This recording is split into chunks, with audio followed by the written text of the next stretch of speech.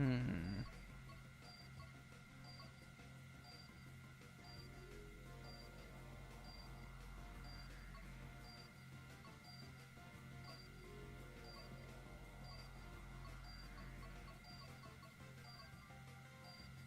You can just do that.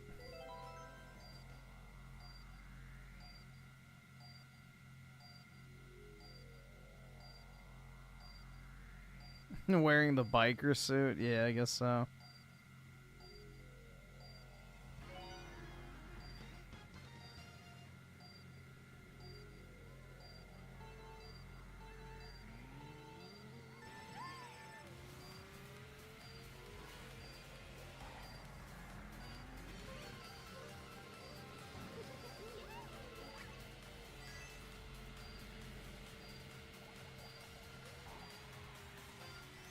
You shut the fuck! Don't you fucking tell me to my face to shut the fuck up!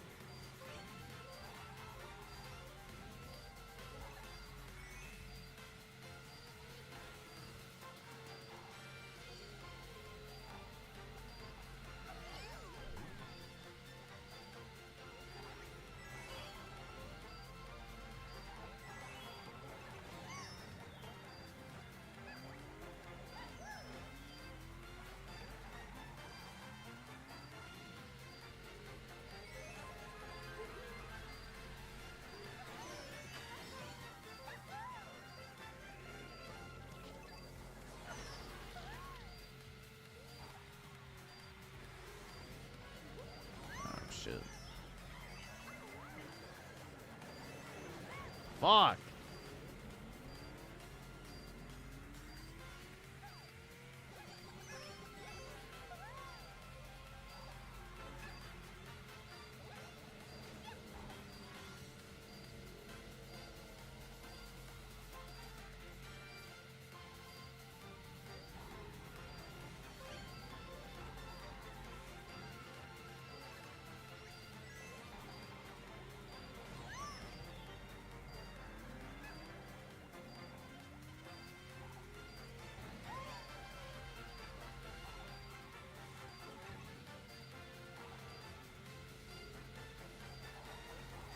It'll be nice when you don't have to hold down LT the entire time in order to keep your item behind you.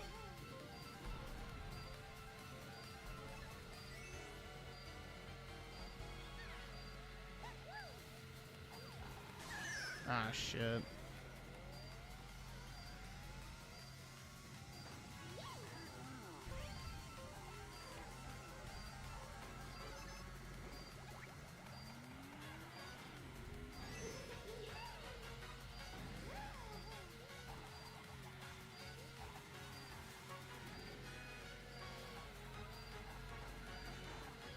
Ah, shit, he didn't trip on it.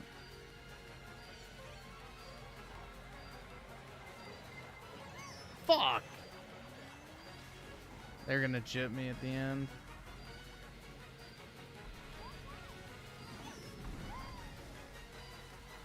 Yep.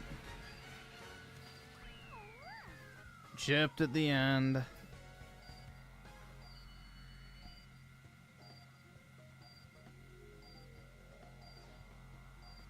Let's see. Jethro's Fried Chicken Emporium with 10. Appreciate it, man.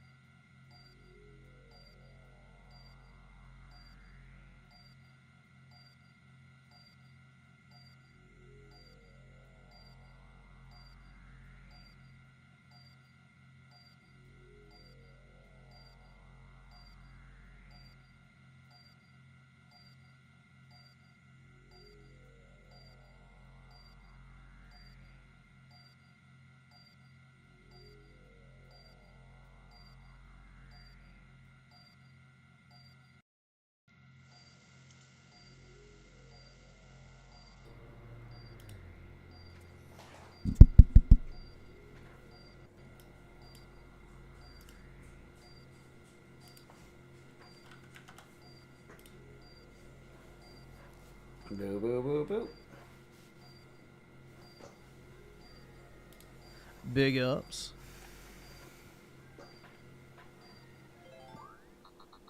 Another George Floyd. That's right, bro. I'm trying to make it a double. I don't have the new Xenoblade, so I haven't bought it yet.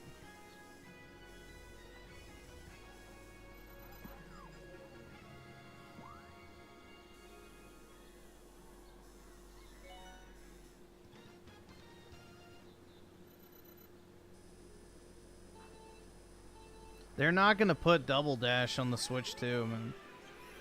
Not gonna happen, because then they won't be able to sell Mario Kart World. None of the games they put on back compat are ever in direct competition to the new games they're releasing. Because the old games are too good.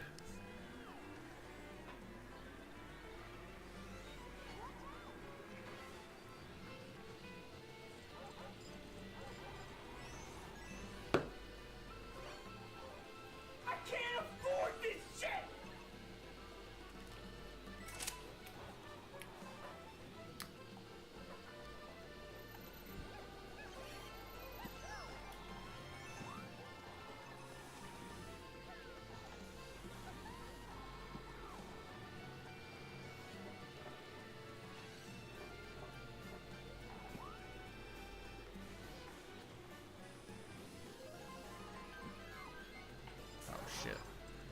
Ooh.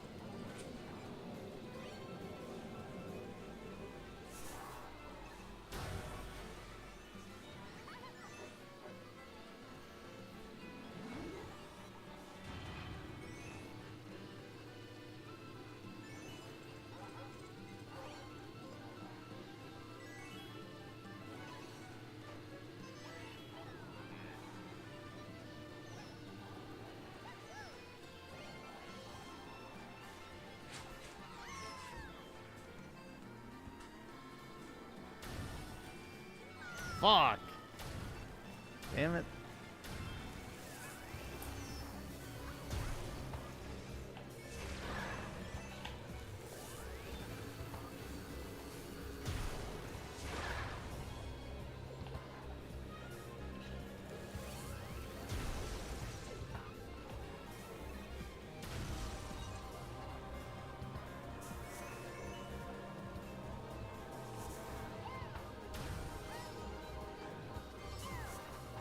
There you go.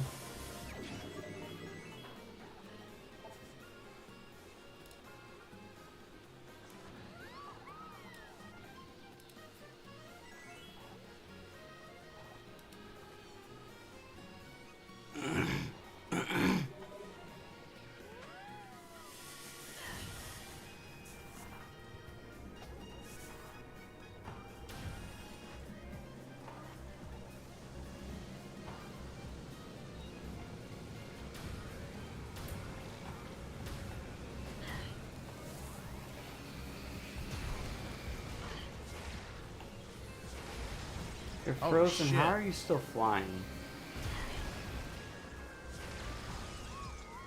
Fuck.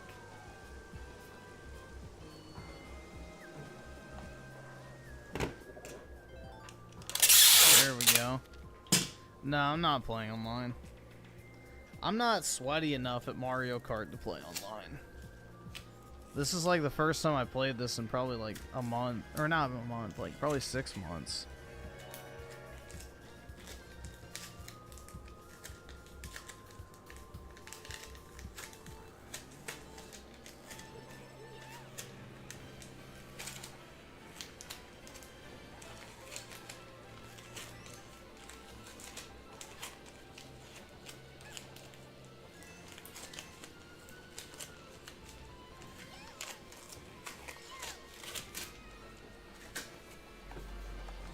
Ah, shit. Oh, come on, bruh. They're just being Jewish as shit. Oh my god.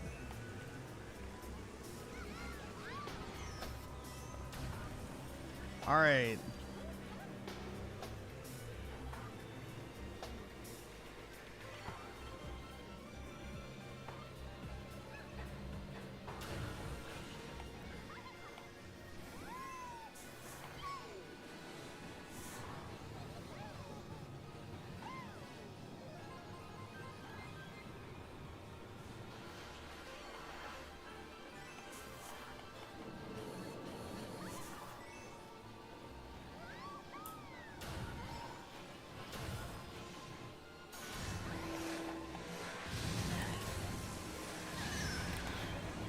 Damn it.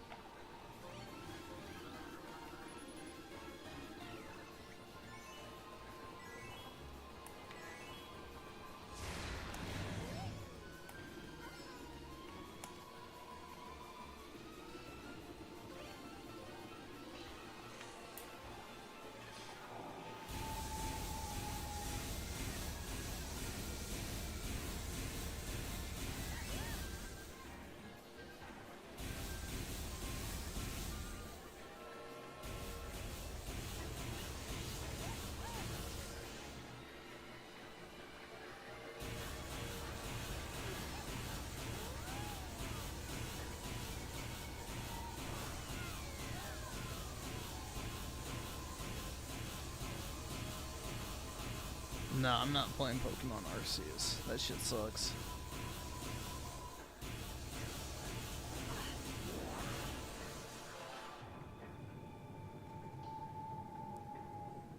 The easiest difficulty? I'm not. I'm on, whatever the fuck it's called, 150cc.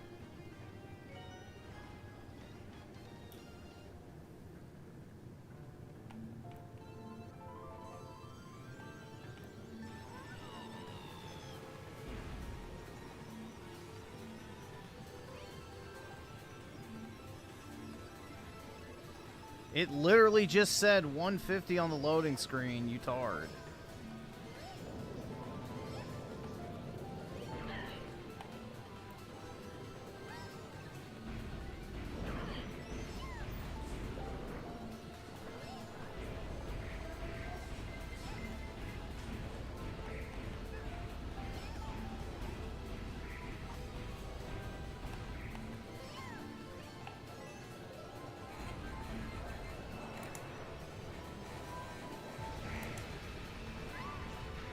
All right, awesome. Oh, that was Thanks, a nigga. lucky All right. ass hit.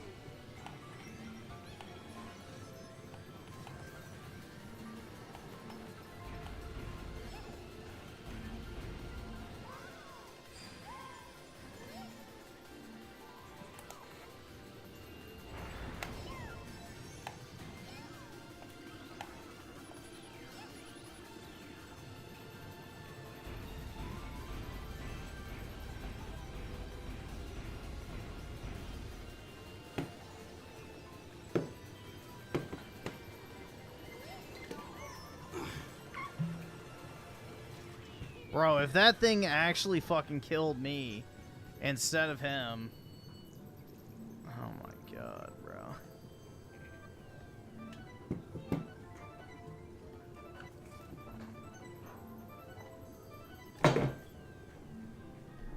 Let's see. Oscar the 5. Stay as Peach. It's better than being short. That's right! That's right! And Britt with the 2. Please play Toad, please. Well, you know, I think Oski outbid you. Creator's Freedom with the 2. Griffin is playing with underage girls again. Or wait, not again, but yeah, I guess again, technically. That's right! That's right!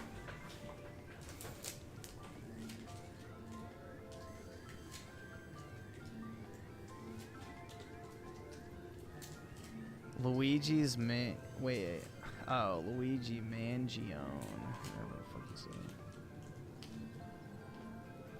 Then, let's see, Jethro with the 2. All these fake Jethros in here. Yep. Just have to kill them all. Just to be sure.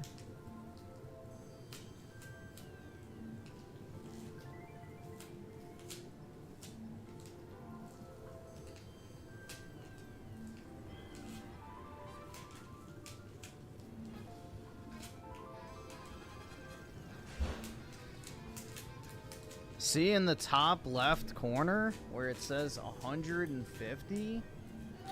Wowie zowie, dude. Crazy.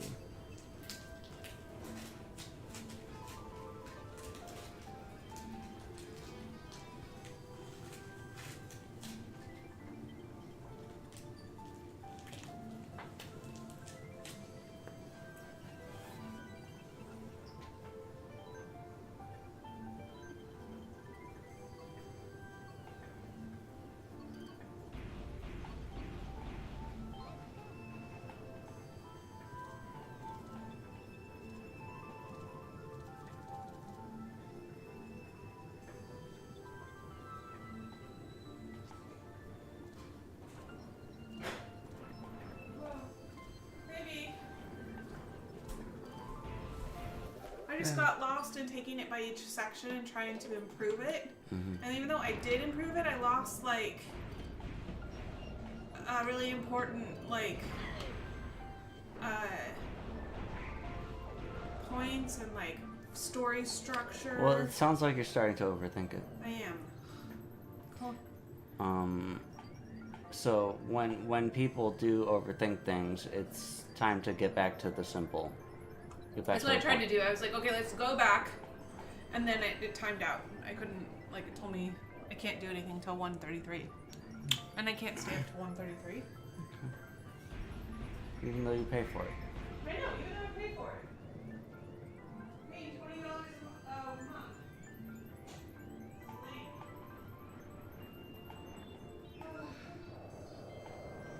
Grok has never timed me out.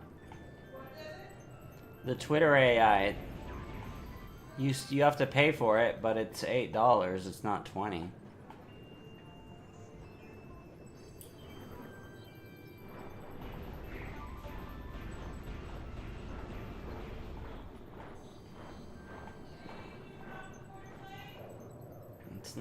It's not on.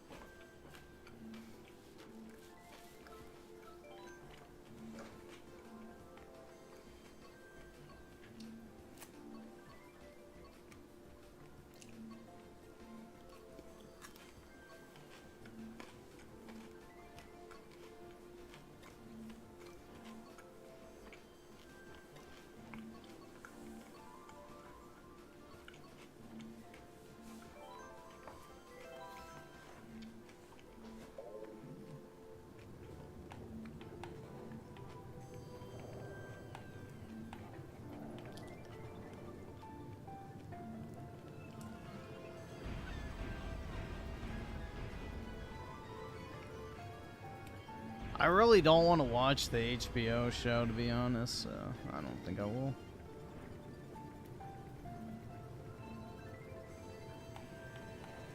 I have zero desire to watch that shit.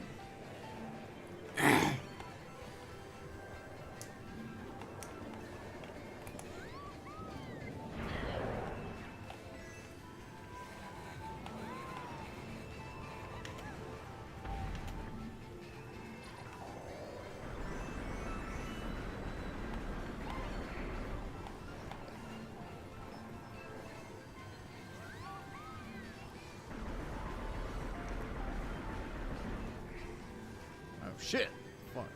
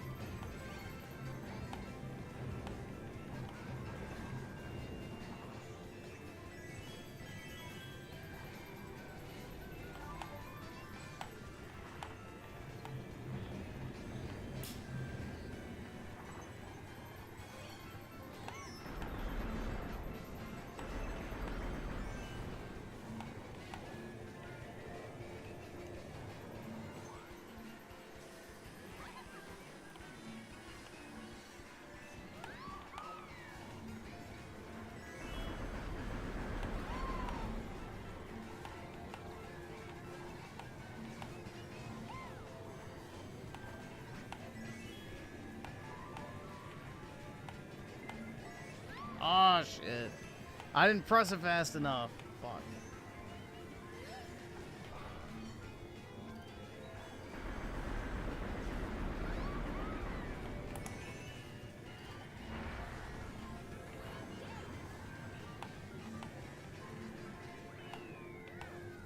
Did I actually get second? What the fuck? It said third up until I crossed. Alright. Shit.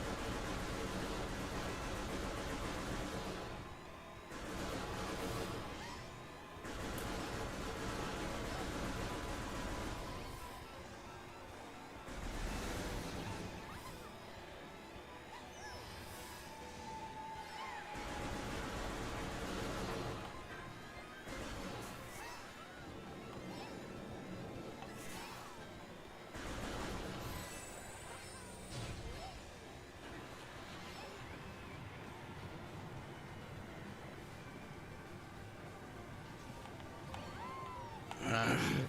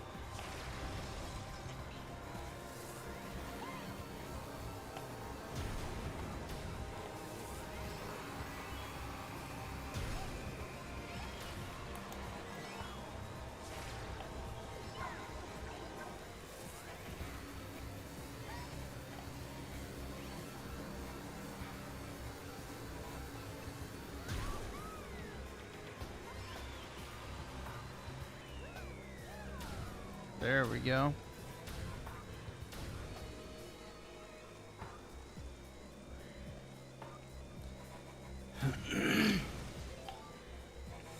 Play online? I'm not playing online.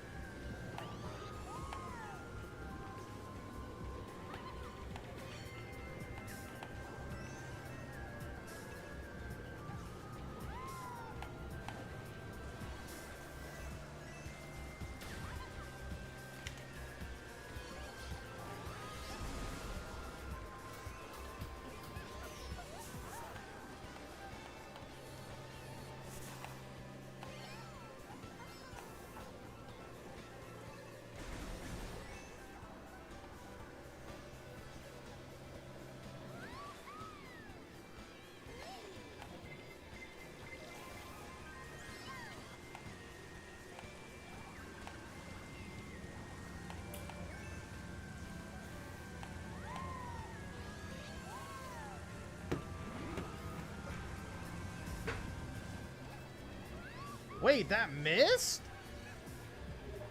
How?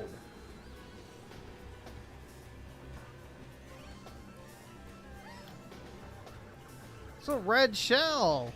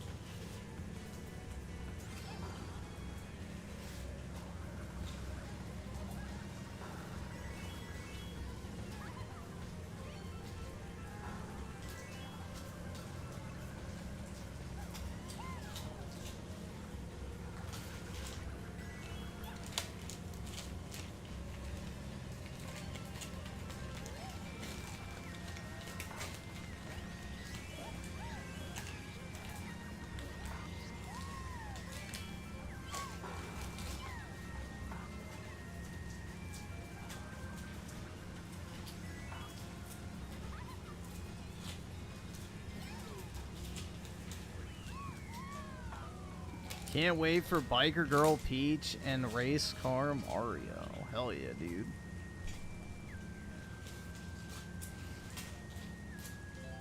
Very nice.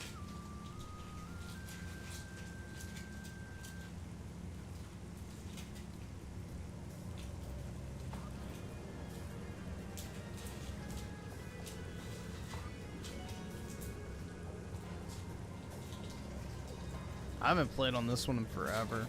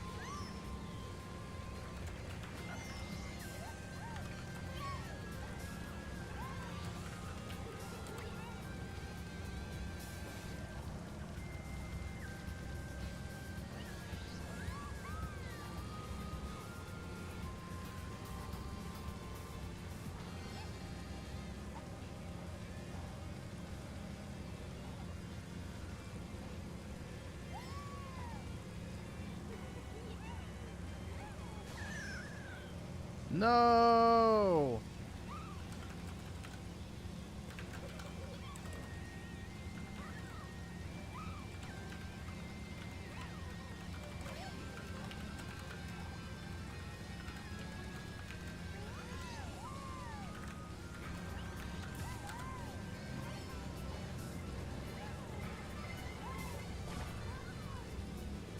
too early. Oh, come on. They're gonna seriously chip me at the end?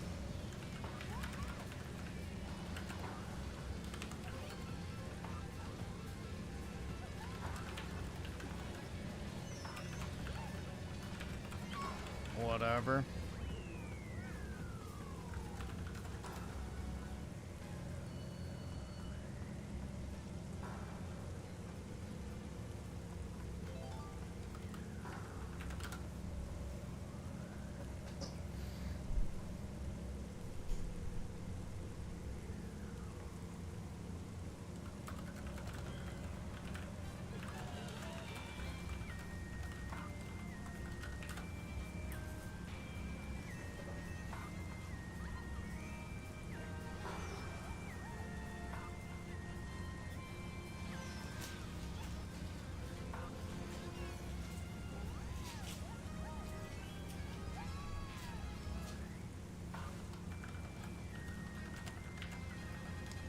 Damn, bro. It's the one bad thing about these Nintendo games is they make your fucking hands cramp after a while. Because you have to hold down the button constantly.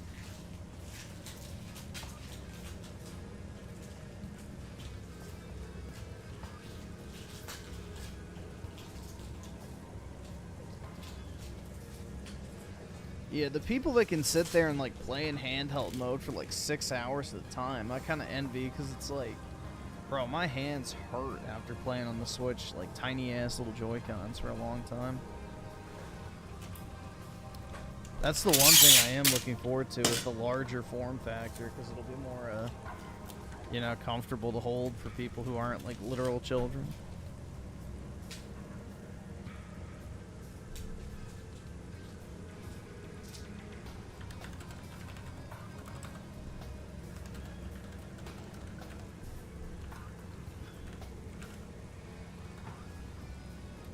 Claus has been gone for a week and still can't let you go.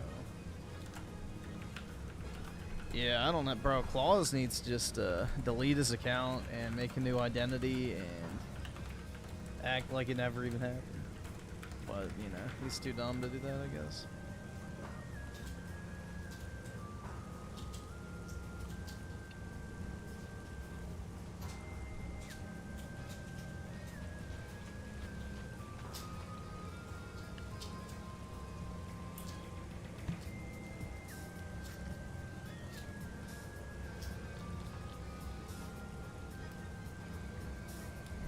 Yeah, I'll take some pesos, sure. Even if it's worth like 20 cents, you know, whatever. I don't actually... Wait, isn't a peso worth like 5 cents, I think? Like 20 pesos is $1 or something like that. Dude, honestly, I don't care where the money comes from. It doesn't matter. As long as it's money.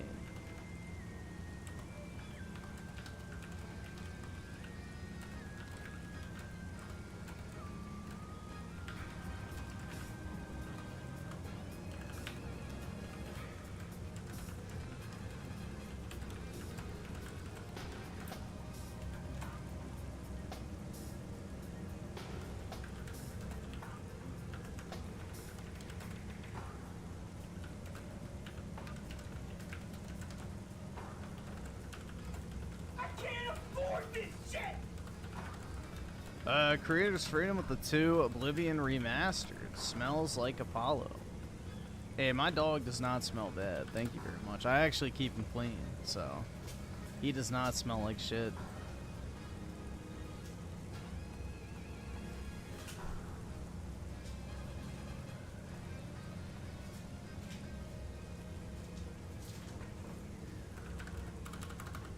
Shitty SAR rupee. I'll take those too, man. You know, I'm not complaining.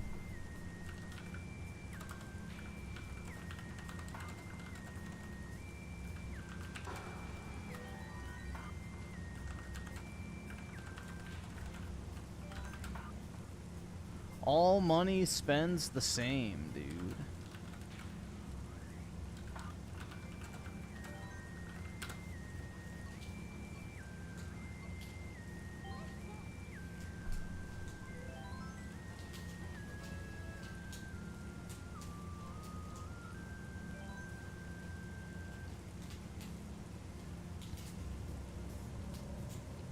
Yeah, whenever Claus sent like 50 pesos, I think that was like $2 or something like that.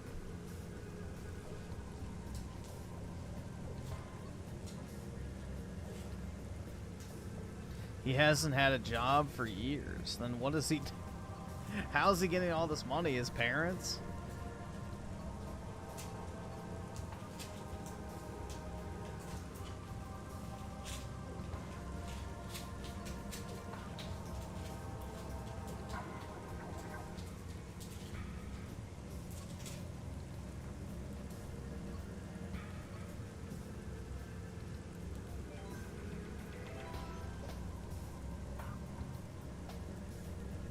Well, if he doesn't have a job, then it doesn't matter how much money you put on a credit card because you'll eventually run out. So that wouldn't be the... He's got to get money from somewhere.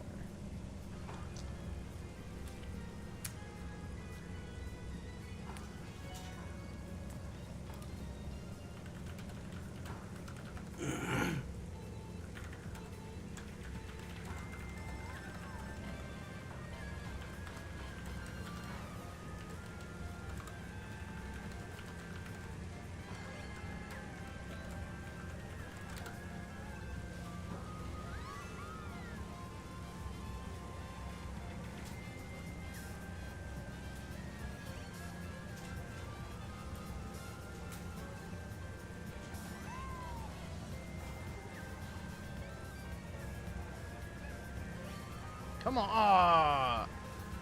Damn it. Shit. I thought I had him.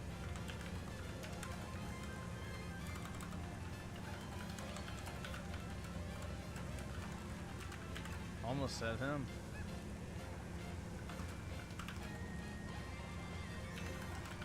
Wrong one.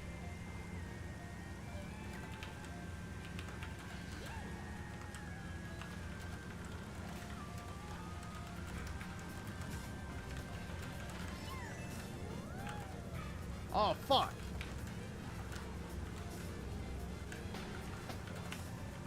I shouldn't have moved.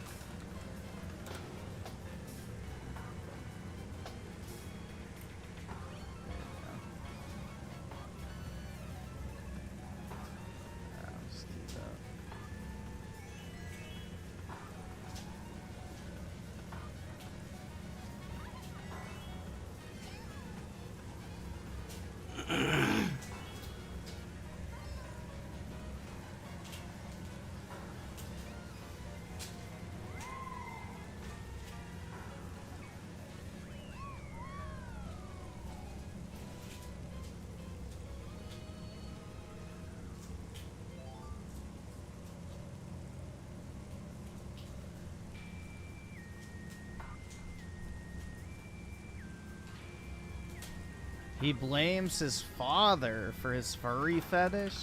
How the fuck does that work? He was like, here, son, look at this picture of a dog jerking off. That makes no sense.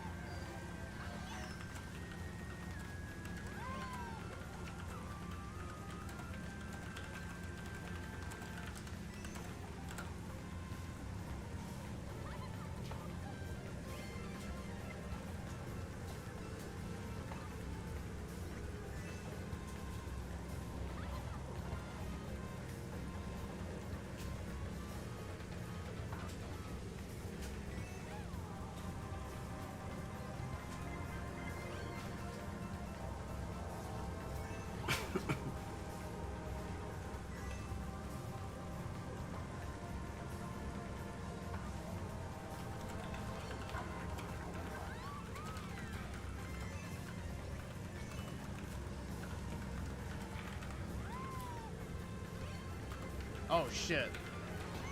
Fuck, I hit the wrong direction.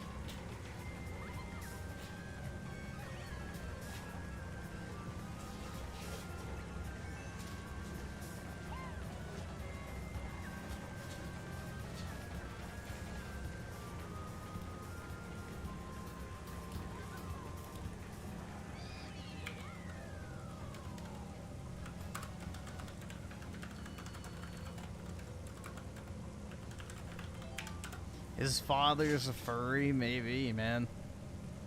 He's like, son, check out this fox having sex with a dragon.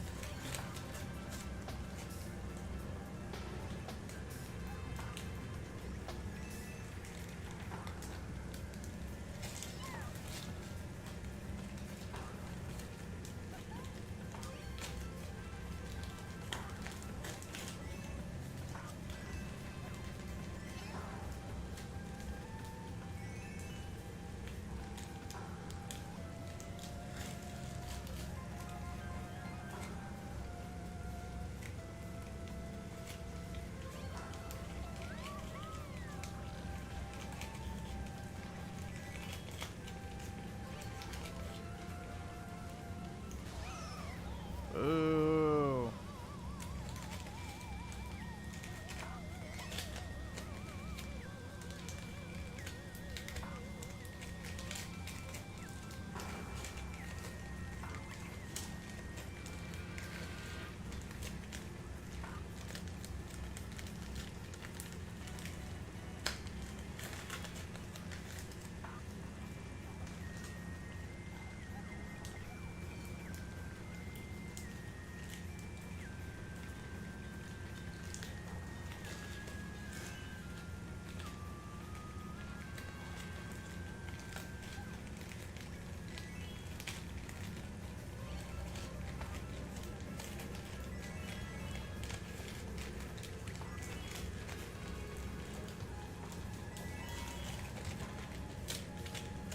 All right.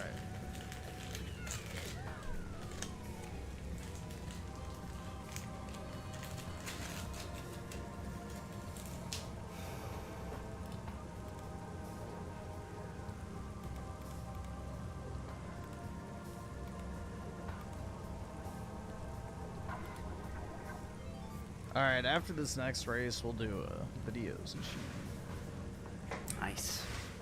It's kind of hard for me to read chat and play this at the same time, so.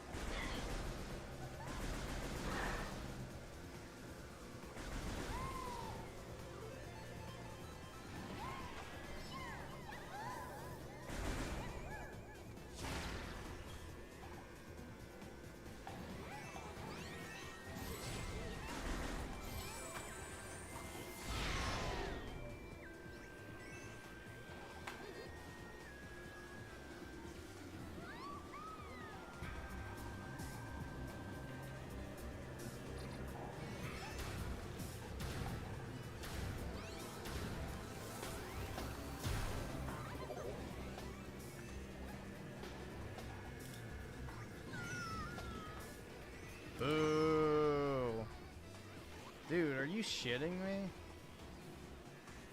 They just straight up said, spread those peach cheeks.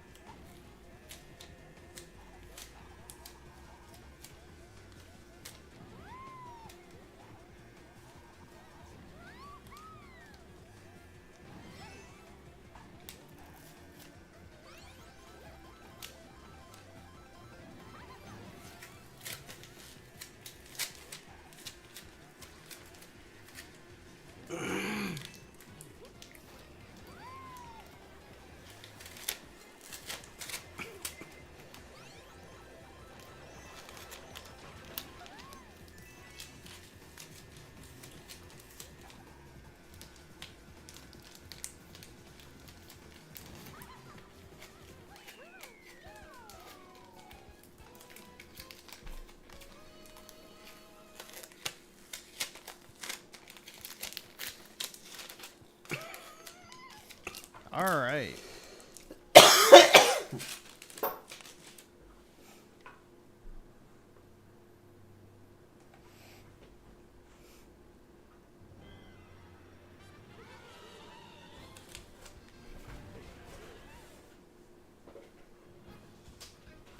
Hell yeah, dude.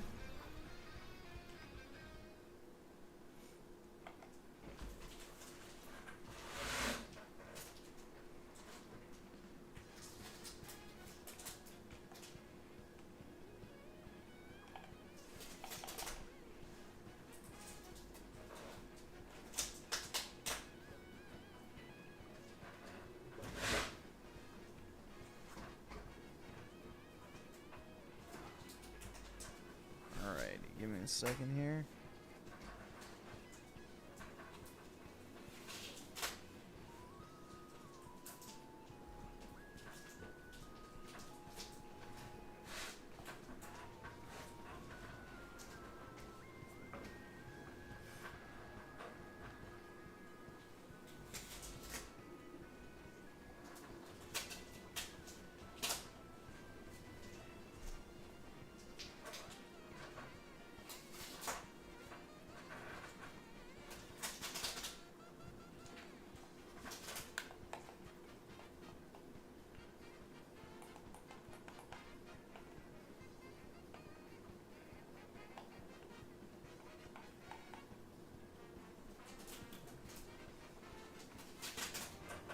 All right. Should be good to go now. Oh boy, dude. The whore. All right. Wait, let me do something real quick. Woman moment. A Republican from South Carolina, although stay tuned and you'll see exactly what kind of a Republican she is. Feminist. Posted a video over the weekend showing more evidence as to why perhaps women shouldn't be in Congress. I said it. Call me a... Yeah, especially on the conservative side, it's just fucking cringe, bro. Like, the Republican Party is becoming the party of young men, so the last thing we need is hags like this. Sexist. Oh no! Oh! But first, I've been working on some new merch, and this is the first of some new designs that I'm going to be rolling out soon. It's the I Love MAGA shirts, which comes in several different styles. If you don't want this big bold one, you can get this more subtle version, or the I Love MAGA mug, all available from markdice.com. So head on over there, or click the link in the description below, and check them out. Congresswoman Mace, the disgrace, posted this video on Saturday, saying some unhinged lunatic, a man wearing Daisy Dukes at a makeup store, got in my face today. Dems are nuts. So I went off, and I won't be backing down. I hold the line 24 hours a day, 7 days a week, 365 days a year, she says. Try me. Now, Yeah, she's like 110 pounds, and any fucking obese man could literally beat the fucking shit out of her. keep in mind that she is the one who posted this video of this alleged man, this carbon-based life form whose preferred pronouns remain unknown at this time, and she acted so bizarre that I have no other choice but to defend the they-them. Dude, it's so funny. Like, these women act like they're super fucking tough, and it's like, you literally cannot do anything. You are nothing.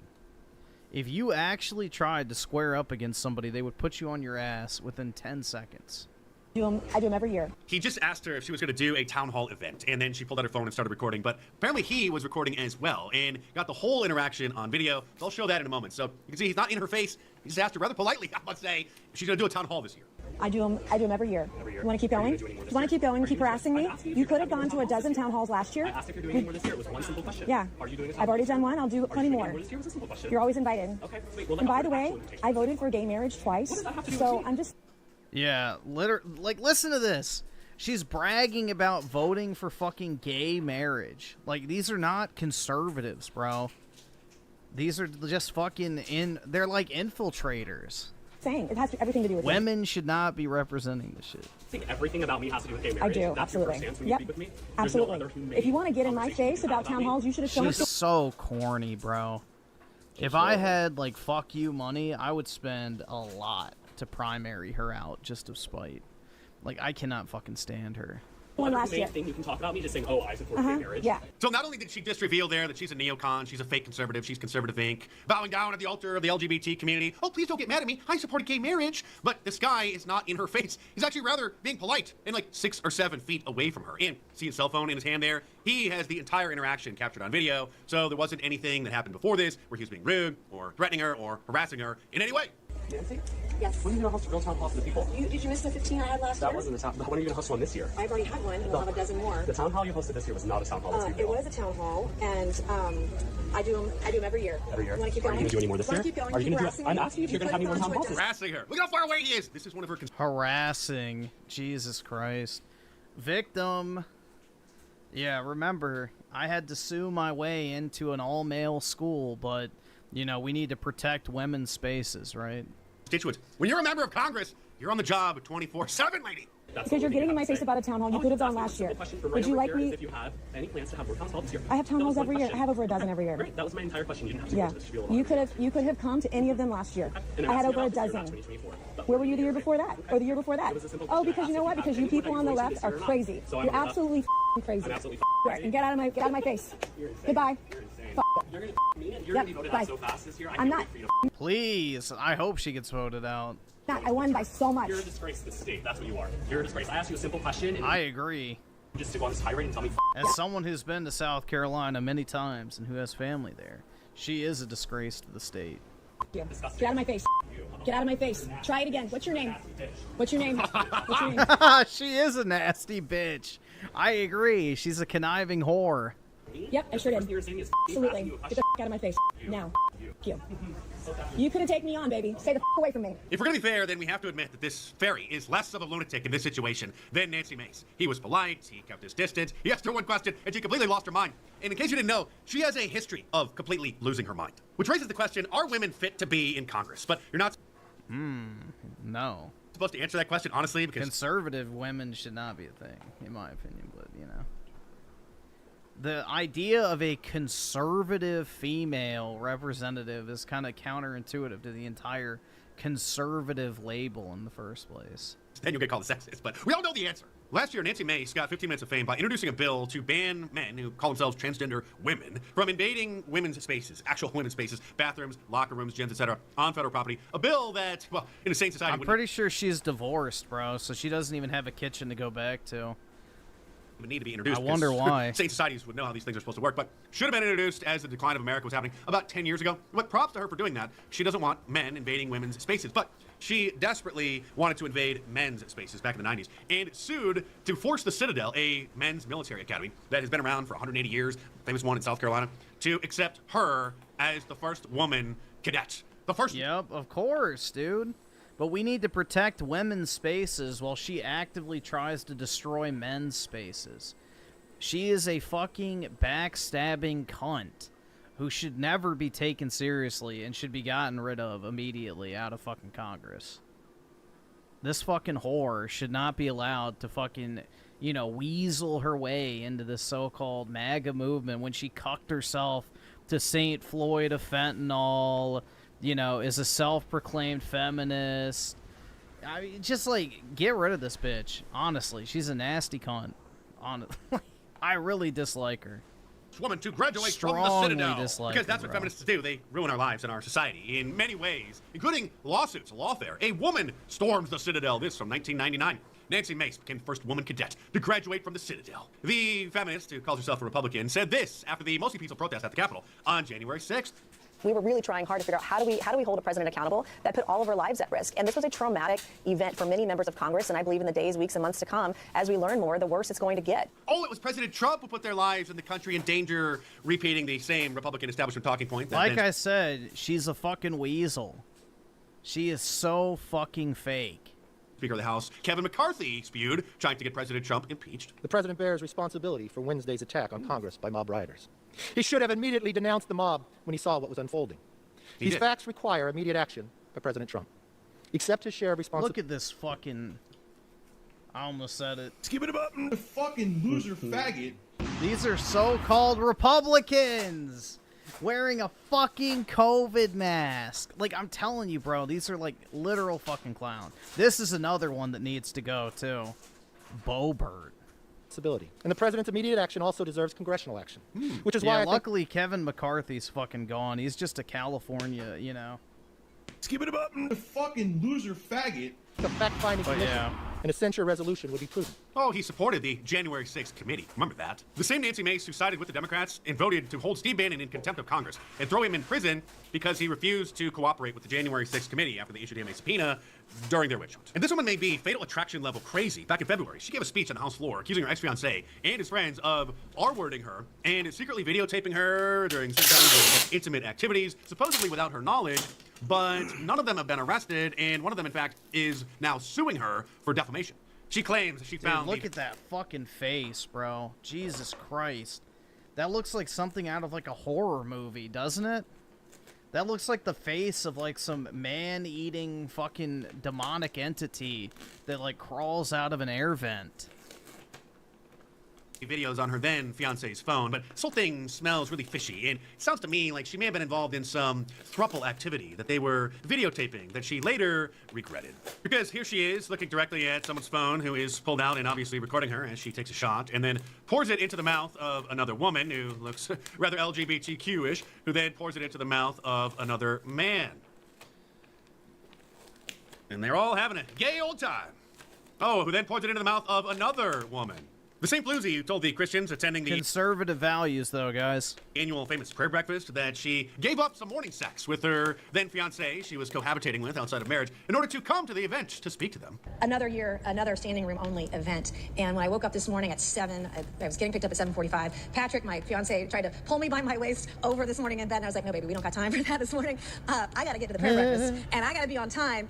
And a little TMI, but he can wait. I'll see him later tonight. You're not a woman. You're a whore. You're a fucking whore. Whore. But I was Like I said, she's a nasty cunt, bro.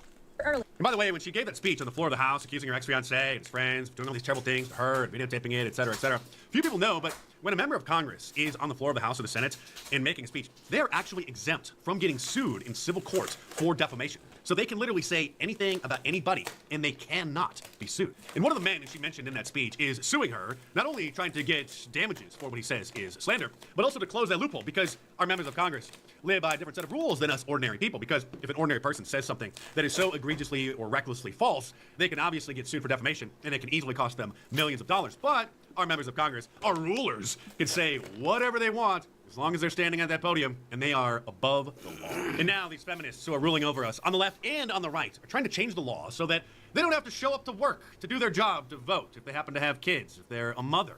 And so we have Brittany Peterson, a Democrat, teaming up with Anna Paulina Luna on the right and others trying to change the law so that they could just do that's remote another vote. one. Get rid of her, too. I understand that, That Anna Paulina Luna chick. Get rid of her as well. my colleague, Representative Luna, has done everything she can to try to find a path forward. And this is ultimately the only option that existed at the end. But this is not... Is for them to just whine and complain and bitch and moan about it. But this does not address the real barriers that people will continue to face. This would be the last week that I could have been home, still working in my district, working as a member of Congress and representing my constituents, but making sure that I was not traveling across the country with my son. Obviously, lady, you took... Yeah, don't run for Congress if you're gonna have a baby. Wowie zowie, dude. It's not a real job. the wrong job. Or at the bare minimum, should have resigned as soon as you had children, because no mother, especially with young children, should be flying across the country or flying with the children across the country in order to come to work. That's called not conducive to motherhood. Here is Congresswoman Anna Paulina Luna, who obviously hit the wall, who is one of those feminists leading the charge, nagging members of Congress in order to pass a bill allowing women to basically work remote. Currently, if a congresswoman has just given birth, she's not allowed to vote. It's a slap in the face to every constituent who sent us here to represent them. It's not that they're not allowed to vote, it's that voting is done in person. And if you're not able to fulfill the duties of the job, then you shouldn't have taken that job in the first place. And it's not going to take place on my watch. Last year, halfway through my first term in office, I gave birth to my son Henry, which makes me also a first-time mom. What is a woman doing running for Congress when she is pregnant or when she knows that she's going to be pregnant? And they're power-hungry whores. That's it. It's all they care about is the power. They use their kids as a virtue signal, I'm telling you. Leaving her home state, flying into Washington, D.C. I'm a mom. Look at my baby. I'm working. Like, I'm a powerful woman. Like, yeah, it's just, it's all the same boring, just generic rhetoric over and over again. The boss babe, dude. DC every week. This is absolutely ridiculous. It's all fucking PR bullshit. Feminism. Being a new mom has completely changed my life. My days are filled with a lot of love, definitely challenges, a ton of multitasking, but Henry's also provided a different perspective for me, especially representing and serving the people that sent me here. I'm sorry, lady, but you should be at home serving your children and your husband. Thankfully, this ridiculous legislation got blocked by bipartisan support in order to stop this ridiculous... Yeah, you shouldn't be allowed to vote in Congress if you can't bother to show up. Stop being a congressperson if you can't fucking show up. There's no other job in the world where you get to fucking get paid for not showing up. So, boo fucking who, bitch. Get a different career path. Proxy voting proposal. If we're gonna make America great again, then we're gonna have to bring back good old-fashioned sexism, which is just a buzzword meaning the traditional gender roles. Somebody had to say it. And if you agree and you want to support my work and get a great shirt, then head on over to my online store, markdice.com. Yeah, dude, I can't stand this, like, conservative boss babe bullshit. Like, genuinely, it just... Like, the Republican Party is so fucking stupid because they should have seen that, you know, this massive shift towards young male voters. A bunch of fucking shriveled hags complaining about being women is not what anyone fucking cares about. So, I don't know, man. It's just crazy. I mean, it seems like Trump doesn't really give a fuck about any of them, thankfully, so... They're kind of just in their own little sphere trying to maintain relevance. But yeah, I'd work on, you know, primarying all of them, personally.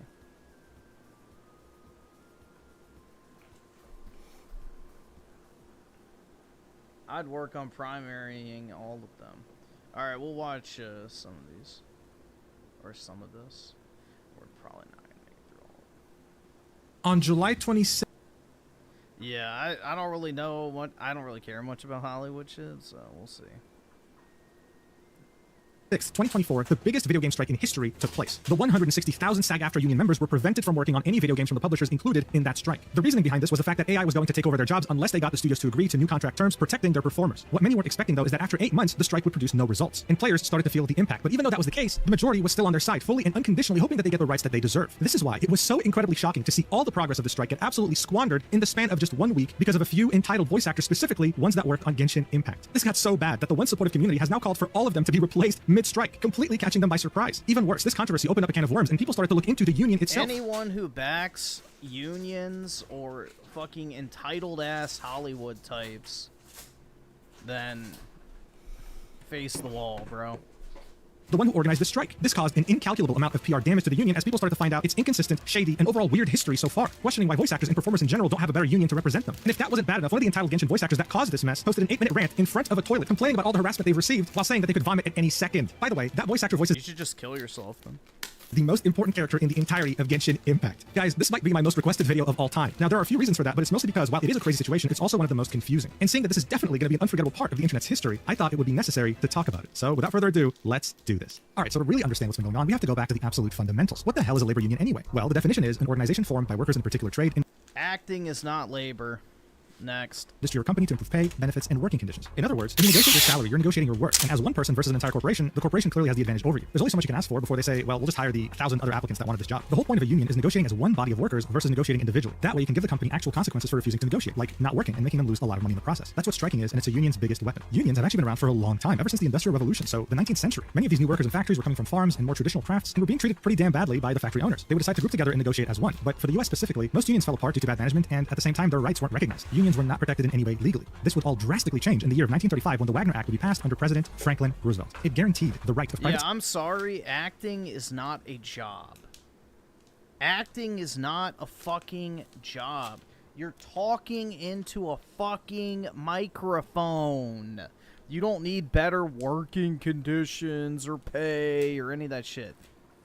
If you don't think it's worth the money, go do something else. You're not entitled to make millions of dollars talking into a fucking mic. Private sector employees to organize into trade unions and engage in collective bargaining. In other words, it gave them the right to negotiate as one body rather than individual workers. And it also, more importantly, gave them the right to strike. From that year onwards, unions started to become way more popular. You wouldn't see them just popping up for trades like construction or plumbing. No, they would literally be everywhere, even in entertainment. You would have a labor union by the name of the Screen Actors Guild, otherwise known as SAG, representing actors in Hollywood, and you would have another union, the American Federation of Television and Radio Artists, otherwise known as AFTRA. They would represent everyone else in entertainment, anything from a radio talk show host to a stuntman. We'll get back to SAG and AFTRA in a bit, but for now, just know that this was the golden age for unions. But just like any golden age, it had to come to an end eventually. This paper by John Addison highlights the pros and cons of unions in America. And while they do have a lot of pros, one can't help literally anyone can voice a fucking video game character. You know, give more money to the people who actually make the games good. Not, obviously, not Western game devs, but yeah, the talented Japanese devs that actually do good shit. But notice that once a union gets powerful enough, it has the potential under bad leadership to become the exact same thing it seeks to fight against, a monopoly. As unions started to become more popular and numerous, they would start to have rivalries. At the same time, we also see a new invention pop up, a union shop, a workplace that would only hire you if you were a part of its union. This concept wasn't very popular because not everyone wanted to join a union. They had their reasons. Some people didn't want to pay the agency fees associated with a union. These are fees typically taken monthly or yearly to keep the union running, while some others simply just wanted to retain their independence, being freelancers or contractors. But these union shops gave them no choice, and this must be very confusing to you if you're European. In France, for example, employees strike like every week at this point, but only 10% of employees are actually part of a union. That's because in France, if a union successfully gets more rights, like, I don't know, 2 more days of parental leave a year, everyone, regardless if they're in a union or not, gets that benefit. So union shops were definitely counterintuitive. Additionally, what didn't help during the golden age was that some people realized that having a union full of thousands, maybe sometimes hundreds of thousands of employees under your command was very powerful. So you did have a couple of instances where crime syndicates would infiltrate unions to gain power and use that power to exploit others. At some point, one of the biggest unions in the country, the International Brotherhood of Teamsters, with over 1.3 million members, had their president, Jimmy Hoffa, effectively use the $2.2 billion pension fund that was meant for employees' retirement as his personal bank account. He would use it to invest in property, to bribe certain officials, whether politicians or mafia bosses, and Forbes called it the most abused and misused pension fund in America back in 1980. Just like Uncle Ben told Peter Parker, with great power comes great responsibility. And some people chose to completely abuse that power. But the killing blow for unions, really the final nail in the coffin, actually came after giving them more rights. You see, the Wagner Act only gave private sector employees the ability to unionize. But in 1962, almost 30 years later, John Kennedy decided to make it possible for public sector employees to unionize as well. This meant that government employees were able to not only create unions, but join them too. There was one very important condition in this executive order, though, and that was you are forbidden to strike as a public sector employee. 19 years later, that rule would be broken under the most anti-union president in United States history, Ronald Reagan. In 1981, a union of air traffic controllers by the name of Professional Air Traffic Controllers Organization organized a strike. 13,000 of its 17,500 members walked off the job. They all wanted a $10,000 a year pay raise, as well as a 4-day work week as opposed to a 5-day work week. And finally, a full retirement after 20 years of work. Air traffic controllers are technically public sector employees. Ronald Reagan gave them 4 days to get back to work or all be fired. Within 4 days, 1/4 of the striking employees came back. The rest were all fired, which led to the complete decimation of this union. After this incident, strike rates in the country would go down significantly and unions would slowly but surely die out a slow, painful death. As it stands today, private sector unions are at their lowest in the last 50 years. And in most industries, unions are struggling to even keep their current members. No, unions are just another word for Democrat donors. Like, that's it. It's just a way to funnel more money to Democrat politicians, man. That's all unions are. For one industry. I mean, look at it this way. When the unions this time around voted for who they wanted to endorse for president, Trump won overwhelmingly. But the unions refused to actually endorse anyone. But if it was a Democrat that would have won the poll, then they would have endorsed that Democrat. So that tells you exactly where the loyalties lie. Like, they are just Democrat Party organizations. That's it. They take the membership fees from all the people who work, and then they donate it to Democrat politicians. In particular, and that's entertainment. This brings us back to both SAG and AFTRA, the two biggest unions for anything entertainment related. Seeing that they both practically own the entertainment world, they decided to merge in 2012 to really consolidate their position as the premier union for anything entertainment related. But that's not all. Ever since merging, they have been making bank, dude. From 2012 after merging until 2022, they made over $1 billion in member dues and not. Elijah Petty with the 2. People can change. I'm sure she was born. Yeah, just like Melanie. Once they hit 40, all of a sudden they want to find Jesus, right?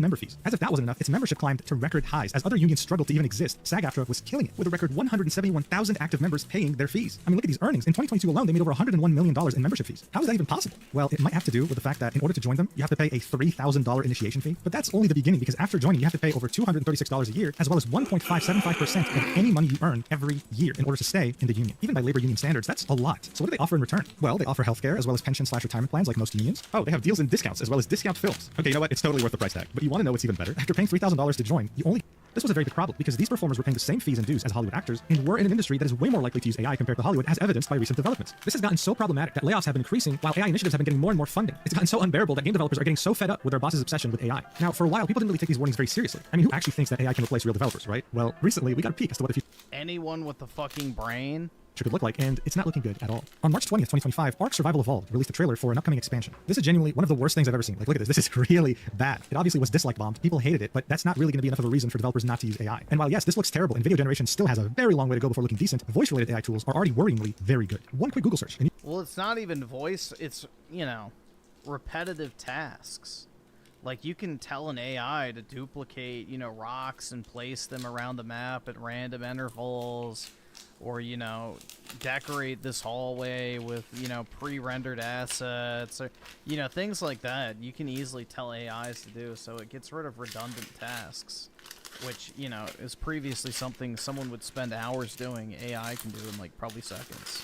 And you can find many different websites, sometimes free, able to fully clone a voice, and the only thing they need is just a short audio clip of that person talking. Some of them are so good that the AI voice doesn't sound monotone, like it won't be talking like this. It'll be able to scream, sometimes even able to whisper, and sometimes even exhibit some form of emotion, depending on how good the audio sample you give it is. Many voice actors have been feeling existential for years now. Is this it? Are they even needed anymore now that AI has gotten so good? So seeing that SAG-AFTRA so heroically stood up to the dangers of AI for its actors in cinema, it only made sense for them to do the same thing for its voice actors and motion capture artists when it came to video games, since they represented them too, right? Well, it took them a little while, but in the summer of 2024, they finally decided to go on strike for video game performers. The SAG-AFTRA president said, "We're not going to consent to a contract that allows companies to abuse AI to the detriment of our members. Enough is enough. When these companies get serious about offering an agreement our members can live and work with, we will be here ready to negotiate." This strike is happening because after 2 years of negotiation, they couldn't reach an agreement with 10 video game studios in particular. The whole point of this strike is to not work for these companies in particular, and that is it. This isn't an industry-wide strike. It only affects Activision, Blindlight, Disney Character Voices, Electronic Arts Productions, Epic Games, Formosa Interactive, Insomnia Games, Take-Two Productions, VoiceWorks Productions, and Warner Bros. Games. That's it. Under union rules, you cannot work for any of these companies, but no one is stopping you from working for any other company. SAG-AFTRA didn't really frame it that way, though. They said, "We're fighting for our survival," and they made it seem like they were striking over the entire industry. This strike affects roughly 2,600 SAG-AFTRA members. And as I mentioned earlier, this wasn't just about voice actors, it was also about motion capture artists, stunt performers, singers, dancers, and it even prohibited people from participating in camera tests, rehearsals, auditions. It was a complete embargo on video game work for these developers. And you know what? It was really hard to find anyone opposing the strike online. It seemed like everyone was...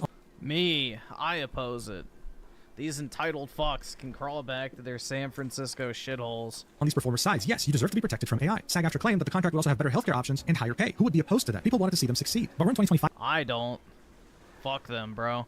Now, and after more than 200 days of striking, SAG-AFTRA says that they're nowhere near close in agreement with these affected studios, saying that the latest contracts proposed by them have alarming loopholes. SAG-AFTRA doubled down, saying that we have proposed a deal to these studios that includes wage increases of over 15% for SAG-AFTRA represented performers in video games, as well as enhanced health and safety protections and industry-leading terms of use for AI digital replicas in-game and additional compensation for the use of an actor's performance in other games. But here's the thing, if you're a gamer, there's a good chance that you had no idea that the strike was happening to begin with. So what gives? The whole point of the strike is to delay the games currently in development by the studios that are affected. So since Take-Two is involved, for example, GTA 6 is probably experiencing some delays with voice acting. But since it hasn't come out yet, you as a consumer haven't really felt the strike in any way. Unless, for whatever reason, you played Genshin Impact. You see, even though Genshin Impact's developer Hoyoverse is not part of the strike in any way and has always been a non-union project, it's never been a union project, a big part of their voice acting talent for their English dub happens to be SAG-AFTRA members, and those voice actors have decided to strike the game. Unlike the other games being striked, this one is a live service game that has updates come out periodically with voiced quests. This means that ever since the strike, many of the patches coming out have had completely mute characters when you play with the English dub, and the players have been feeling it. So that's where things get kind of weird. In their FAQ section, they have this question here. I'm a SAG-AFTRA member, but I'm tempted to take a non-union job to make ends meet, like Genshin Impact. Why is that a bad thing? I'm just trying to earn a living. To which they answer, non-union work undercuts the union's ability to negotiate the best contracts possible for you. If non-union producers can hire the best in the business for next to nothing, they have no incentive to go union. Additionally, non-union work allows producers to pay less and avoid paying residuals and retirement benefits. It also subjects you to longer unpaid work hours. Did people ever realize that maybe their so-called talent isn't exactly worth that much?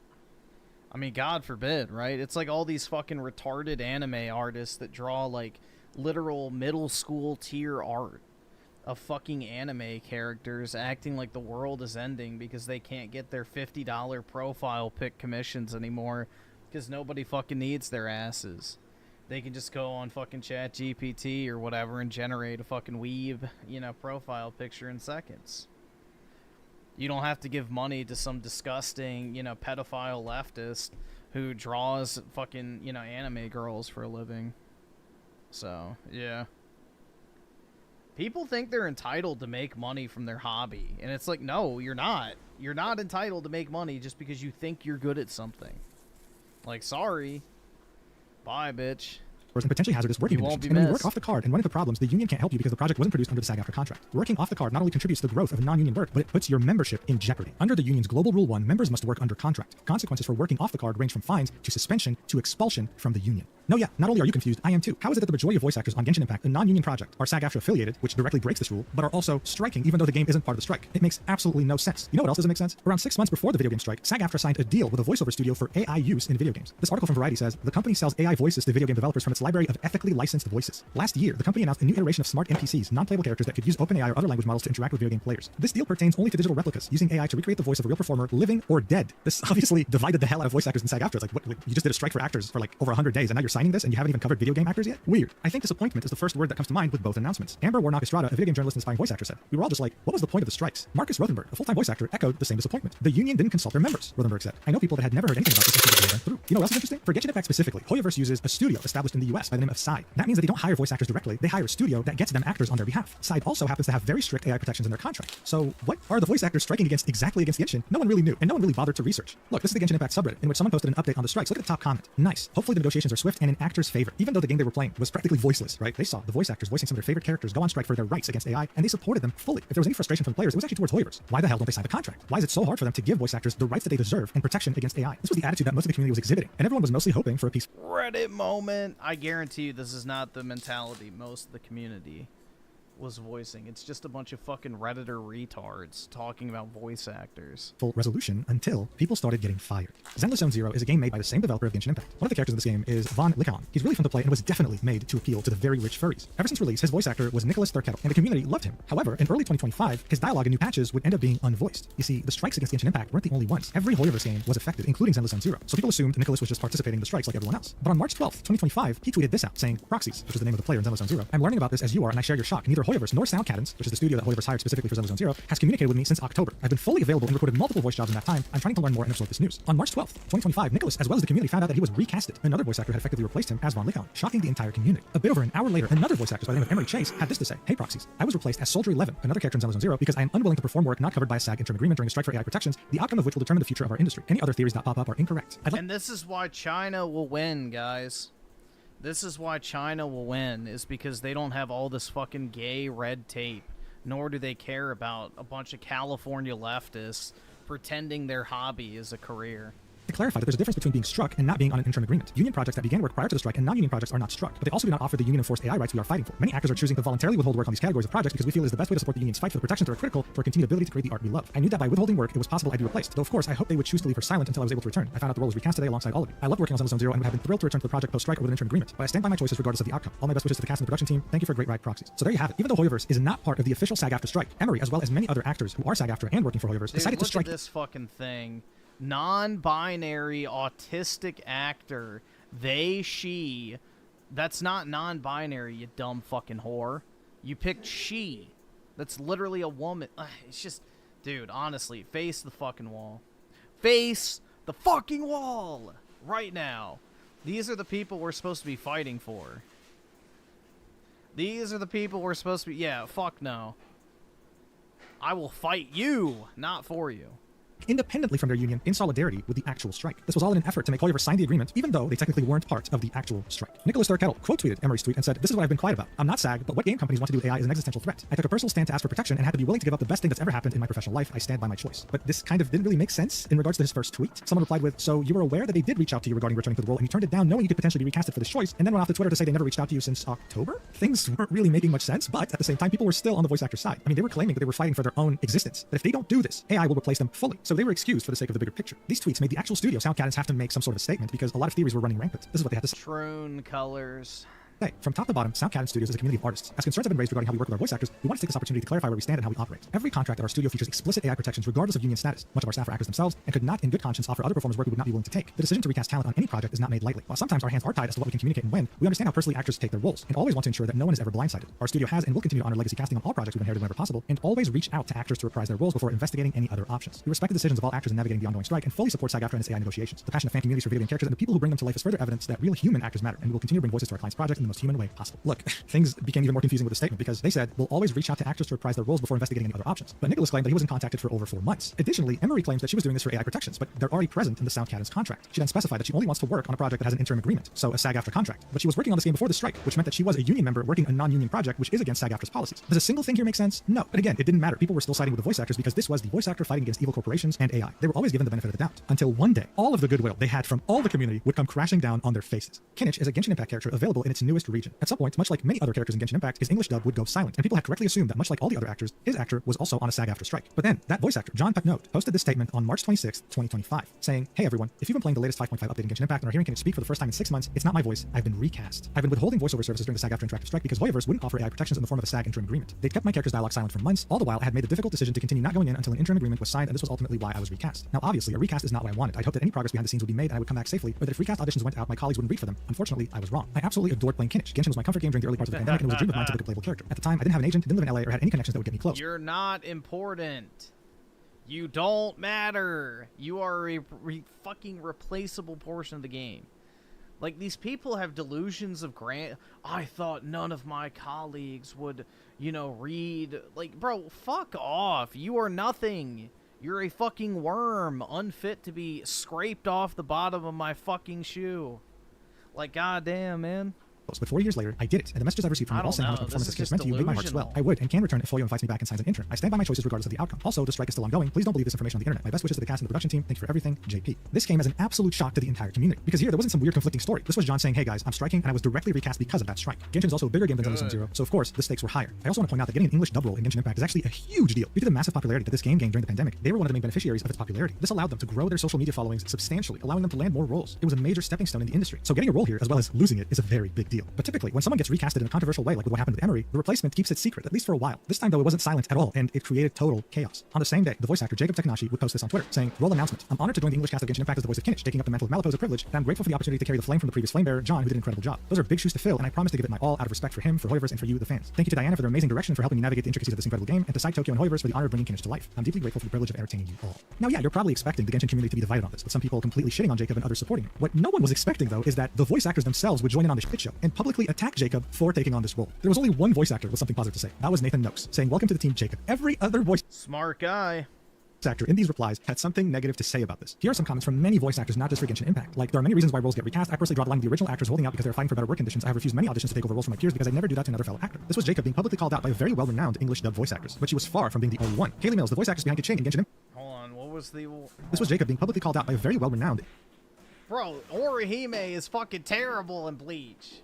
Yeah, no, these are terrible. Hinata, too? Yeah, literal fucking trash voice actress. There we go. Scum. English dub voice actress, but she was far from being the These are like the two most insufferable fucking voice actors in either fucking franchise. So, yeah. One, Kaylee Mills, the voice actress behind Kaching in Genshin Impact, someone who greatly benefited from the explosion in popularity the game went through during the pandemic, had this to say. This is actually... same, like... kind of diabolical. If you need the money, at least take the role uncredited. This just comes off as an easy grab for clout. It's not a good look. This is another Genshin voice actor replying with 3 thumbs down, and then you had the voice actor behind one of the most recognizable characters in the entirety of Genshin Impact, Paimon, who's literally the mascot of the game, say this wasn't a passing of the torch. And even going as far to say that there is a huge difference when you take the role of an actor who is striking for AI protections. You are no castmate of mine. Now, these voice actors making these aggressive public statements probably thought that they were nobody fucking cares, you dumb whore. On top of the world. Convinced that not only are they on the right side of history, but because they're on the right side of history, everything they say will be hopefully this fucking thing gets fired. Taken positively by the community. And you know what? Maybe in another world, it would have been the case. It just so happens, though, that they're using a platform that has something called community notes. And that's exactly what happened to Corinna, inadvertently triggering one of the biggest reputational catastrophes you could ever imagine. Here's what the community note said. It should be noted that despite bullying another voice actor while using SAG-AFTRA as an excuse, Corinna themselves isn't on strike, even though they're American-based and the voice actor they're harassing isn't. Whoa, that's a lot to take in. People started taking a step back and thinking, wait, that's actually true. The strike has been ongoing for 8 months, and yet every single patch that comes out, Paimon is probably the only character that's still voiced. Corinna was starting to deal with an ever-growing backlash, but that didn't discourage other voice actors from tweeting passive-aggressive tweets towards Jacob. This would contribute to negatively impacting public perception even further. Here are some examples. This voice actor said, "I normally try to be pretty professional on here, but if you don't like me speaking out against actors scabbing and taking striking actors' roles, kindly fuck off. I'm not going to be silenced just because you don't care about us getting ripped off and abused by these companies." A scab is a union term that Jacob was called multiple times by other voice actors. That means someone who doesn't strike and continues to work. The voice actors of Sucrose from Genshin, as well as Venture from Overwatch, had this to say. "It's insane how entitled the gacha fanbase is, holy shit." But shit. Doesn't this show you the mentality of these California libs, bro? Working is a bad thing, guys. Continuing to work and earn money is a bad thing. No, you need to sit at home and be a fucking bum like me. keeping the characters hostage from us and hurting our experience. What? We're fighting for workers' rights. That's what a strike is all about. If this was the 1940s and we were striking, it would be based or some shit. I have no interest in arguing with people who'd rather see integrity replaced by scabs or AI. That's not what video games are all about. It's an art form comprised of so many beautiful artists doing their best, not about the money or fame or AI. I'm grateful that the projects I'm still working on offer humane protections and livable wages and fan bases that aren't insane and appreciate real integral voices. Also, I know this isn't all Gacha fans, but the replies to some of my fellows are horrendous. Some people pointed out that Jacob wasn't even in the US. He was based in Japan, saying you guys outright attack the voice actor for being a scab when he's Japan-based, and the strike and union don't even exist there. If you didn't know, SAG-AFTRA's American. If you're based outside the US, you can't join SAG-AFTRA. Here's what Valeria had to say. What's disgusting is y'all fighting this hard for a scab. He's an English voice actor. He can still scab even if he's based in a different country. I don't know if anyone told you, but audio transcends borders. He normally took work from someone else. The voice actors for Hu Tao from Genshin Impact, as well as some other big roles in anime, quote tweeted John's statement and said, "Thank you for standing strong and holding the line with us. You're a real one." And then replied with clear throat, "Some of us shaking my fucking head," referring to Jacob. This voice actor tweeted, "Say, are you Japanese or Japanese American, able to portray 20s male character, can sing, have an excellent home studio? I've got a couple of colleagues in mind, but I would like to know more voice actors, except that one guy. Please DM your website. Thank you." Of course, he was referring to Jacob. The voice actor for either the male main character of Genshin Impact had this to say. Wow, on the day this happened. Now here's where the crisis really deepens for all these voice actors that made these public statements. Nathan Noakes, the only voice actor that was nice to Jacob when he announced his new role, said, "Right, I spoke to the new voice actor who lives and works in Japan, and he didn't even know what was going on. He came into an onslaught of criticism and didn't know anything about the strike or SAG, since SAG isn't in Japan, blows my mind." At that point, it was very hard to side with these voice actors that were dogpiling Jacob. The guy had no idea, and instead of reaching out to him, private messaging him, talking to him one-on-one personally, they chose to make a vicious example of him in public. Yeah, because there's no one more All right, obnoxious awesome. Thanks, than nigga. All right. California libs. As this was all going on, Corinna was too busy fighting a battle all alone, trying to prove to everyone The so-called party of tolerance is the most intolerant. Shocking. Sabu STI with a 5. I play Genshin, and honestly, I can't stand the English dub. It's so awful. Yeah. The Japanese one is much better. Hoyo should just cut the English VAs. I agree, man. Most English voice actors for anime or, you know, anything in that realm is fucking dog shit. that even though voicing a character like Paimon during a strike is scabbing, is justified, but not for Jacob, only for Corinna. This was Corinna's response to a fan pointing out the hypocrisy. "No, you're right. I'm technically scabbing. I originally have this role, and technically I can still work this role. I'm a disabled person, and this is the job that puts food on my table." Yeah, mentally disabled, you dumb fucking slut. I actually record this You're a used and abused 40-something-year-old hag. That's your disability. all year round. But I didn't take this role from another person who was striking. I had this role, and I am stuck in it because I have no other way to pay for my medical bills. But yes, technically... Yeah, that's the fucking that's the disabled nature of her. A 40-something-year-old hag that's been pumped and dumped. I am a scab, and you're right. I don't deserve any praise right now. I don't deserve any of it. I deserve to be told off just like this actor, so please do. No one should look up to me. I'm trapped and a coward because I continue this job because if not, I end up homeless. I don't say that because I deserve sympathy. I don't. The ones sticking to the picket line deserve all the praise, not me. I love voicing Paimon. Love it. I have been through so much that you guys will never truly understand, but I also know what I am, and I should not be given any applause for this. If I could feasibly stick the line with my fellow actors, I would. This job actually barely keeps me alive. But that doesn't mean that it makes it different. It is not a good thing for my fellow actor that I continue to work on this game. I have struggled with that since the strike started, so call me out for this. Please, I deserve it. If it means we get closer to making things better, then so be it. So Corinna was arguing that the reason why Paimon is still voiced in Genshin during a strike is that so they don't end up homeless? Isn't that why everyone works a job to begin with? I mean, isn't that... I'm sorry, like, how does you being disabled have anything to do with this? Someone pointed out, so what? Many disabled people work... Yeah, drag them through the streets and beat them.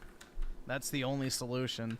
We need some old school strike busting to happen, you know, call in the Pinkertons to just light up the crowd.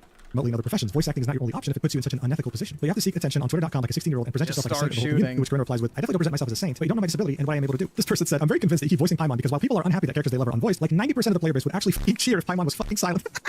That's so true. Look, if you haven't played Genshin, you have to understand. Paimon works as the mouthpiece of the main character. If she is not voiced, the game would actually be hurt beyond recognition. And to recast Corinna would be a nightmare because there are hundreds of thousands of lines to re-record from the beginning of the game until now. If anyone is going to convince Hoyoverse to sign this agreement, it would be Corinna striking. But there you are, the most important role is still being voiced during the strike. How can you take any of this seriously? This is like when players try to boycott Genshin by continuing to play the game every single day. Like, come on, dude. To be fair, Corinna did receive backup from Kitchen's voice actor, Kaylee Mills. Unfortunately, though, this only ended up making them look worse because Kaylee was literally pocket-watching Jacob's finances, saying, "This is one small job for him, not his full-time work. It's Corinna's bread and butter. He's done very little voiceover work, so it isn't what he's relying on to pay the bills. For all we know, his wife's the breadwinner. Either way, they bought a house recently, so I doubt it was a necessary job for survival." I think it's safe to say that I'm not the only one who gets a bad taste in their mouth when they read something like this, right? Not to mention that Kaylee very conveniently didn't mention that Jacob has children, he has a family to take care of. So how is it any different from her friend Corinna, who'd be homeless if it wasn't for Paimon's voice acting work? Bash their skulls in, bro. That's all I can say. The fact that he bought a house? There's something called a mortgage. And regardless, delving into someone's personal finances like this is unprofessional in any industry. You know, we need the Pinkertons to come in with their fucking wooden clubs and fucking pistols and just start shooting, and then when they get close enough, they just start breaking knees and busting skulls. Like in the good old days. Period. They were trying their hardest. Back when we used to get shit done. Paint Jacob as the supervillain, some fans joined in on this too, failing miserably. Here's someone siding with the voice actors trying to paint Jacob as a liar that knew about the strikes even though he said that he didn't, showing a tweet he had made in 2023 saying that if companies used AI for a commercial, he's just going to assume that the product is subpar. That's because he believes that if they can't afford to pay for real authentic voice actors, then they also can't pay for quality assurance, research and development, and supply chains. This was community noted, and the message is SAG-AFTRA video game strike didn't start until July 2024, so unless he can time travel, it's impossible for him to have been talking about the SAG-AFTRA strike way before it even happened. Also, generally being against AI usage is not conducive to being proof of being aware that SAG-AFTRA is on strike. As time went on, Jacob was being loved more and more by the community, while the other voice actors that stood against him were being gradually hated, and that's when they would try to play the victims. worse. The voice actress for Hu Tao from Genshin tweeted this out a couple days later, saying the harassment and bullying over the past day plus has been really unwarranted to say the least. Some of y'all need a lot of help, and now this pure evil. So Brianna unfortunately tragically lost her little sister at some point in time, and this is someone emailing her with the username Brianna Dead Little Sister, saying that they hope that she wants some help. Bear in mind, there's worse things in this email that I cannot show at all because of YouTube, but you get the point. This is very, very inappropriate. The voice actor June, who had made a tweet purposefully blacklisting Jacob from a role, said, genuinely, sincerely, I hope you find help. I really mean it. Troll behavior on Twitter is one thing, but sending direct emails is something else. It often points to a pain that's deeper inside the person. Whatever that may be, Kira, I hope you find help that heals that pain. And it's an email that says that he should end it all, but with more direct language. Also specifying that all other voice actors who also criticize Jacob should do the same thing. Corinna received the same exact email and said, guys, don't worry, my white blood cells are already trying to do that. It's just a matter of time. Be patient. Hashtag autoimmune. Another voice actor would receive the same exact message, again from Kira. I don't know who Kira is, bro, but hey, you gotta chill. Yeah, this is fake.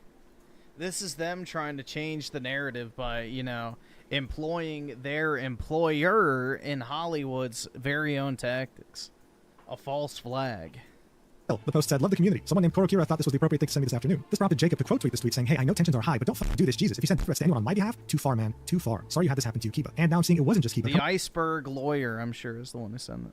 Come on, guys, way too far. Suicide and threats? No, just no, knock it off. Someone replied to Jacob's post saying, with respect, tensions would decrease significantly if you recognized and spoke publicly on the fact that voice actors aren't bullying you. If you truly didn't know about the strike, say so. If you did, say so. But voice actors are going to keep getting attacked until then. I shouldn't tell you that this was extremely controversial to say since it has 681 replies. Like, at this point, it was very safe to say people were tired of any voice actor that had something bad to say about Jacob. Kiba, the same person that had received that email, had posted a reply on the initial Kinich post. Someone had said, can we collectively please stop harassing this man? The amount of unprofessionalism from voice actors under this post is just chilling. Why choose to bully someone you don't even know when you can let John and Jacob work this out on their own? Twitter warrior culture is disgusting. Kiba then said, please stop using the words bullying and harassment so freely. It is very obvious you don't fully understand why we are upset. It's called scabbing. End of story. It is bad regardless. If this were a different situation outside of strike, which does affect everyone, it'd be different. A couple days later, Kiba would tweet this. Getting followed just so people can shit on me is an encapsulation of how it feels to be a person of color and queer in this industry. To be honest, it's quite fascinating.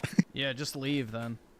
And not just the industry, this world. Yeah, you know what? You're absolutely right. This is purely happening because of your skin color and your orientation. 100%. Obviously. Things were looking really bad, okay? The community that had supported these voice actors on their strike for months was now turning against them very violently and very quickly. This was the time to take a step back and reevaluate how to approach things because clearly everyone was being harassed in some shape or form. But then, SAG-AFTRA decides to step in personally and make things 1,000 times worse, opening up a can of worms in regards to the entire strike and their role as a union. On March 26th, a voice actor by the name of Anaris on Twitter had this to say, hey, Genshin Impact, Honkai Star Rail, and Zenless Zone Zero, we English voice actors would love to get back to work. I know the fans miss hearing their favorite characters and we miss voicing them. Please negotiate with SAG-AFTRA and sign the interim agreement to have us come back. What no one was expecting, though, is that SAG-AFTRA would quote tweet this and say what Anaris said. Genshin Impact, Honkai Star Rail, Zenless Zone Zero, tagging all three of the biggest Toyverse games, right? And then saying, we'll make it easy for you. Here's a link to our interactive/video game media agreements. Let's talk soon. Wink face emoji. Now look, this was a big deal, all right? SAG-AFTRA is negotiating with many studios behind closed doors, but this was the first time they publicly called out someone like this. It almost seemed like they were trying to use public pressure to make Toyverse resume talks with them. Now I'm sure whoever tweeted this out thought that they were a genius in a moment, but guys, whoever's running this account has probably been fired because this tweet alone has probably caused incalculable PR damage to SAG-AFTRA and this entire strike. Because on the next day, they got community noted, and it was extremely significant.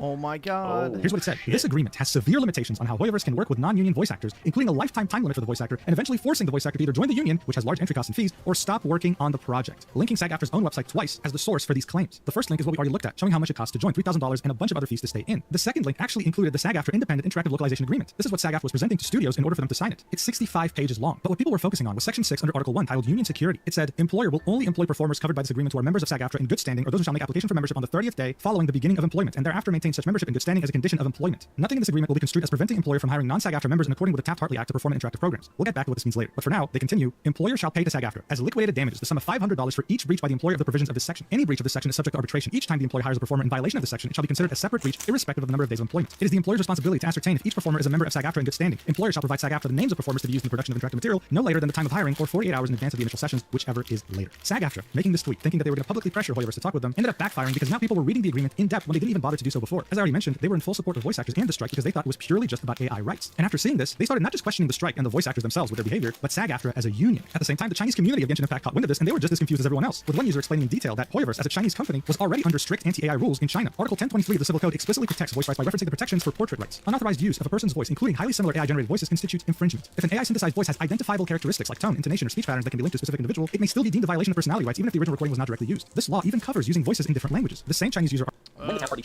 Oops. Alright, we can skip that part. I don't really care about China. But anyway, let me read this. Ooh, STI with a 5. I don't know if this video covered it, but Hoyo already had to replace some of the English VA because all right, awesome. Thanks, nigga. All right. Doubled out. They were pets. Yeah, it's not surprising. Anime fans is pedos. Never what it is. Yeah, you can just sign it. Just sign the agreement, bro. It's very simple, but it's actually way more complex than they made it out to be. Yeah, the thing is, bro, is like most of these voice actors are just complete jokes. Like, they're jokes, bro. None of them are that important. Nobody plays the game because of, I'm a squeaky anime girl. No, they jerk off to the fucking character art. Your fucking gay-ass voice is not what anyone fucking cares about. Like, it's so infuriating. Voice actors are the most overrated fucking pieces of shit on the planet. Hands down. No one fucking cares about you worthless cocks. You little fucking bitches. You're little fucking cocks. Little 3-inch peens, bro. That's it. You're nothing. You're nothing. I mean, it's just like, bro, like, you can imagine Yong, like, I am an integral part of the Yakuza. No, you made the game fucking worse. You fucking idiot. You're nobody. You made the game worse. You were not important to anyone. People would be happy if you left. I mean, it's like nobody fucking cares.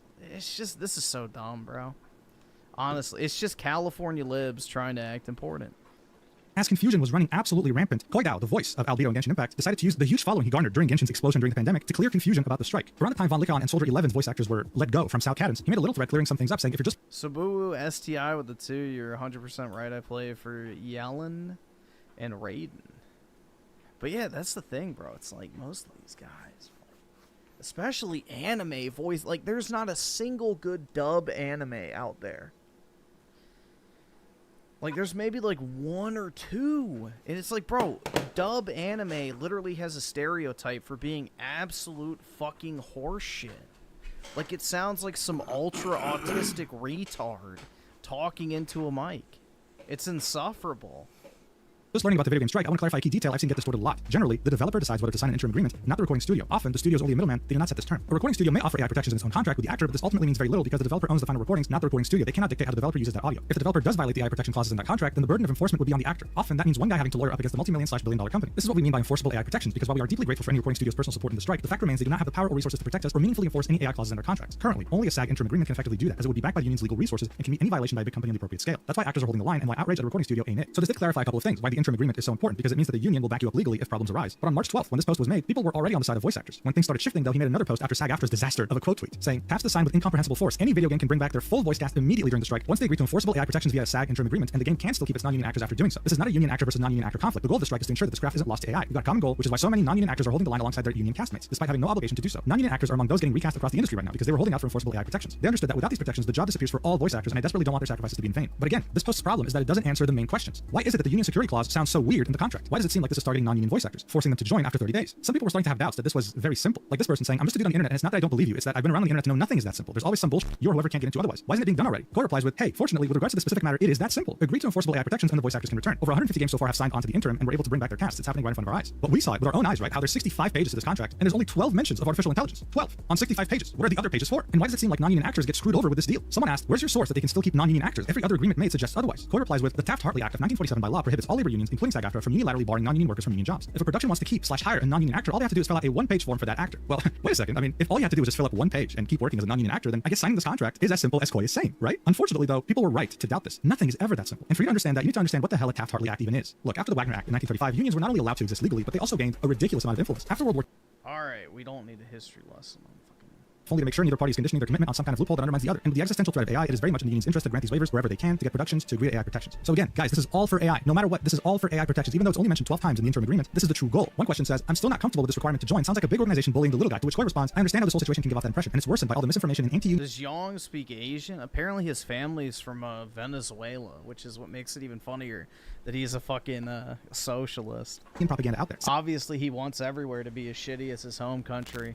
SAG-AFTRA is not a corporation. It is a non-profit labor union, albeit one comprised of very annoying theater kids, but a union nonetheless. Its sole purpose is to ensure the health and safety of actors and to protect them from exploitation, which, along with the health insurance plans and on-set emergency staff, are funded by membership dues. That's why there's a limit to the Taft-Hartley process. If there were no requirement to join, nobody would join, and those protections would become financially unsustainable. He ends this with a question that says, "This is still a lot of maybes. Why should I believe you? You sound like a union shill." To which he replies with, "My dude, I totally understand that none of this is close to perfect, and I'm not a union fanatic by any means. There are multiple documented instances of me publicly calling out the union leadership, but if AI eliminates this job, then it won't matter how any voice actor feels about the union. Video game voice acting will be a thing of the past. I want to make sure this job still exists in 5 to 10 years for all aspiring voice actors to have a shot at chasing the stream, and the union is the only sufficiently powerful tool we have to that end. I know it sounds counterintuitive, but if making sure that non-union voice actors can still work is your main concern, you gotta bet on the entity trying to save this art from extinction, not the one with the incentive to replace all actors with AI. Again, I know it's not perfect, but we can't wait for the perfect solution when AI is at the doorstep and already replacing human voice actors. It is significantly easier for actors to fix the imperfections of a labor union, which is beholden to its members and relies on public support, than it is for any one of us to individually dictate the actions of a multi-billion-dollar company. In other words, he says, TLDR, I'm not a huge fan of the union, they are a means to an end. So no matter how weird or counterintuitive some of the contract might be, it's all justified because it's all about AI. And while I understand his viewpoint, it's not really the answer you're looking for when you're already doubting the entire strike and the union behind it. But Koi wasn't the only one trying to rally people back into joining this cause. Another Hoyoverse voice actor by the name of Kyle McCarley posted on the Genshin action-packed subreddit, a thread by the title SAG-AFTRA members seeking to clear up some confusion. The only problem is that, again, people were left with more questions than answers. It wasn't a very popular post. The top comment was wondering, why doesn't SAG-AFTRA just come out and make an official statement to clarify things and clear up confusion and misinformation for the general public instead of having voice actors as their mouthpieces and only wink, wink, nudge, nudge at whoever's on Twitter? This is a very good point. Why are voice actors having to do the union's job? Someone else pointed out the contradictory nature of this thread, where one of the bullet points said there is no requirement imposed by SAG-AFTRA for all performers hired on a union project to be union members. Such a requirement would in fact violate U.S. labor law. But then goes on to say, once those 30 days have expired, they become must join. Honestly, at this point, not saying anything would have been better, because every time a voice actor tried to clear up misinformation, they only ended up confusing people even more. People were starting to... Griffin, if you were Latino, which Latino would you be?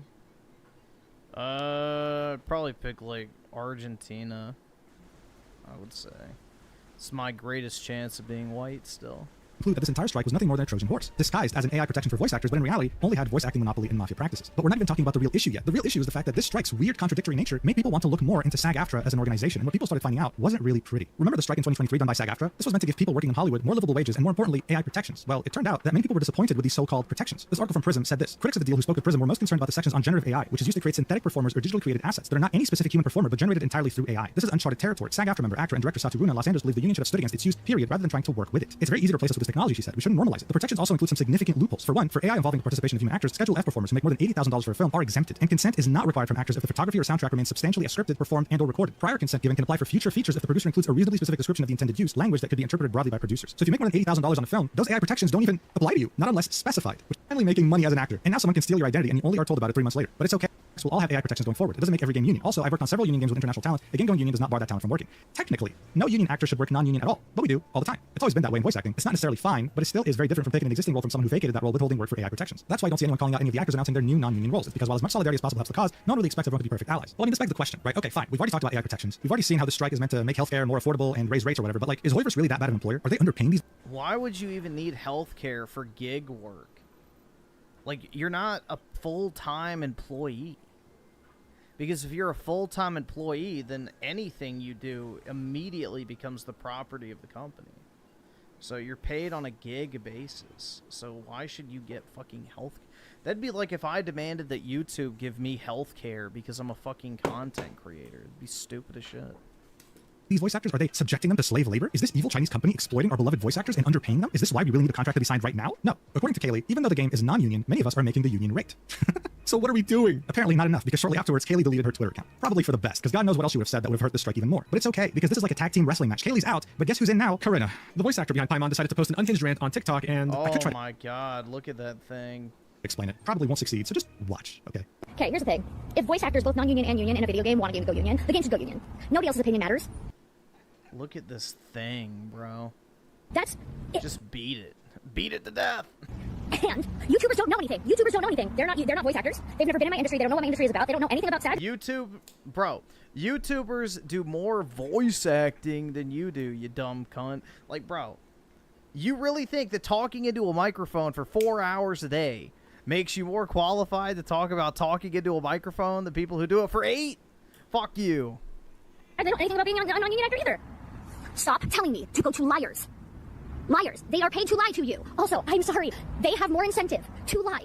They have more of an incentive to lie because idiots like you fall for their shit and they get paid for that. Hello? God forbid. I want my industry to actually, like, I don't know, function and that everybody gets paid and everybody gets, like, healthcare. Did you know that, like, once things become union, people get paid a lot more? So people are like, oh, but, you know, then some... I want you to be paid less. I want you homeless. I want you destitute. I want you dead. No. Union actors will have to join the union. Yeah, they'll be able to easily because they'll get paid. There we go. More. Also, there are options. It's just like, bro, who do I really give a shit about you? Nope. That the union has. Yeah, it's just a bunch of entitled middle-aged hags. These are the people leading the charge, guys. To help pay for those things, there are options to help people pay for the union dues within SAG, but you don't know that. Oh my god, it's almost like you're not an actor. It's almost like you're not a voice actor. And neither are those YouTubers. But bottom line is that both non-union actors and union actors in a video game want it to go union and have wanted it to go union for a long time. So nobody else's opinion, that is super fucking wrong anyway, matters. Hope this helps. Damn, I guess I'm I guess I'm lying to you guys. You know, just don't listen to me because I'm a YouTuber apparently. You should listen to Corinna instead, the voice and face of reason.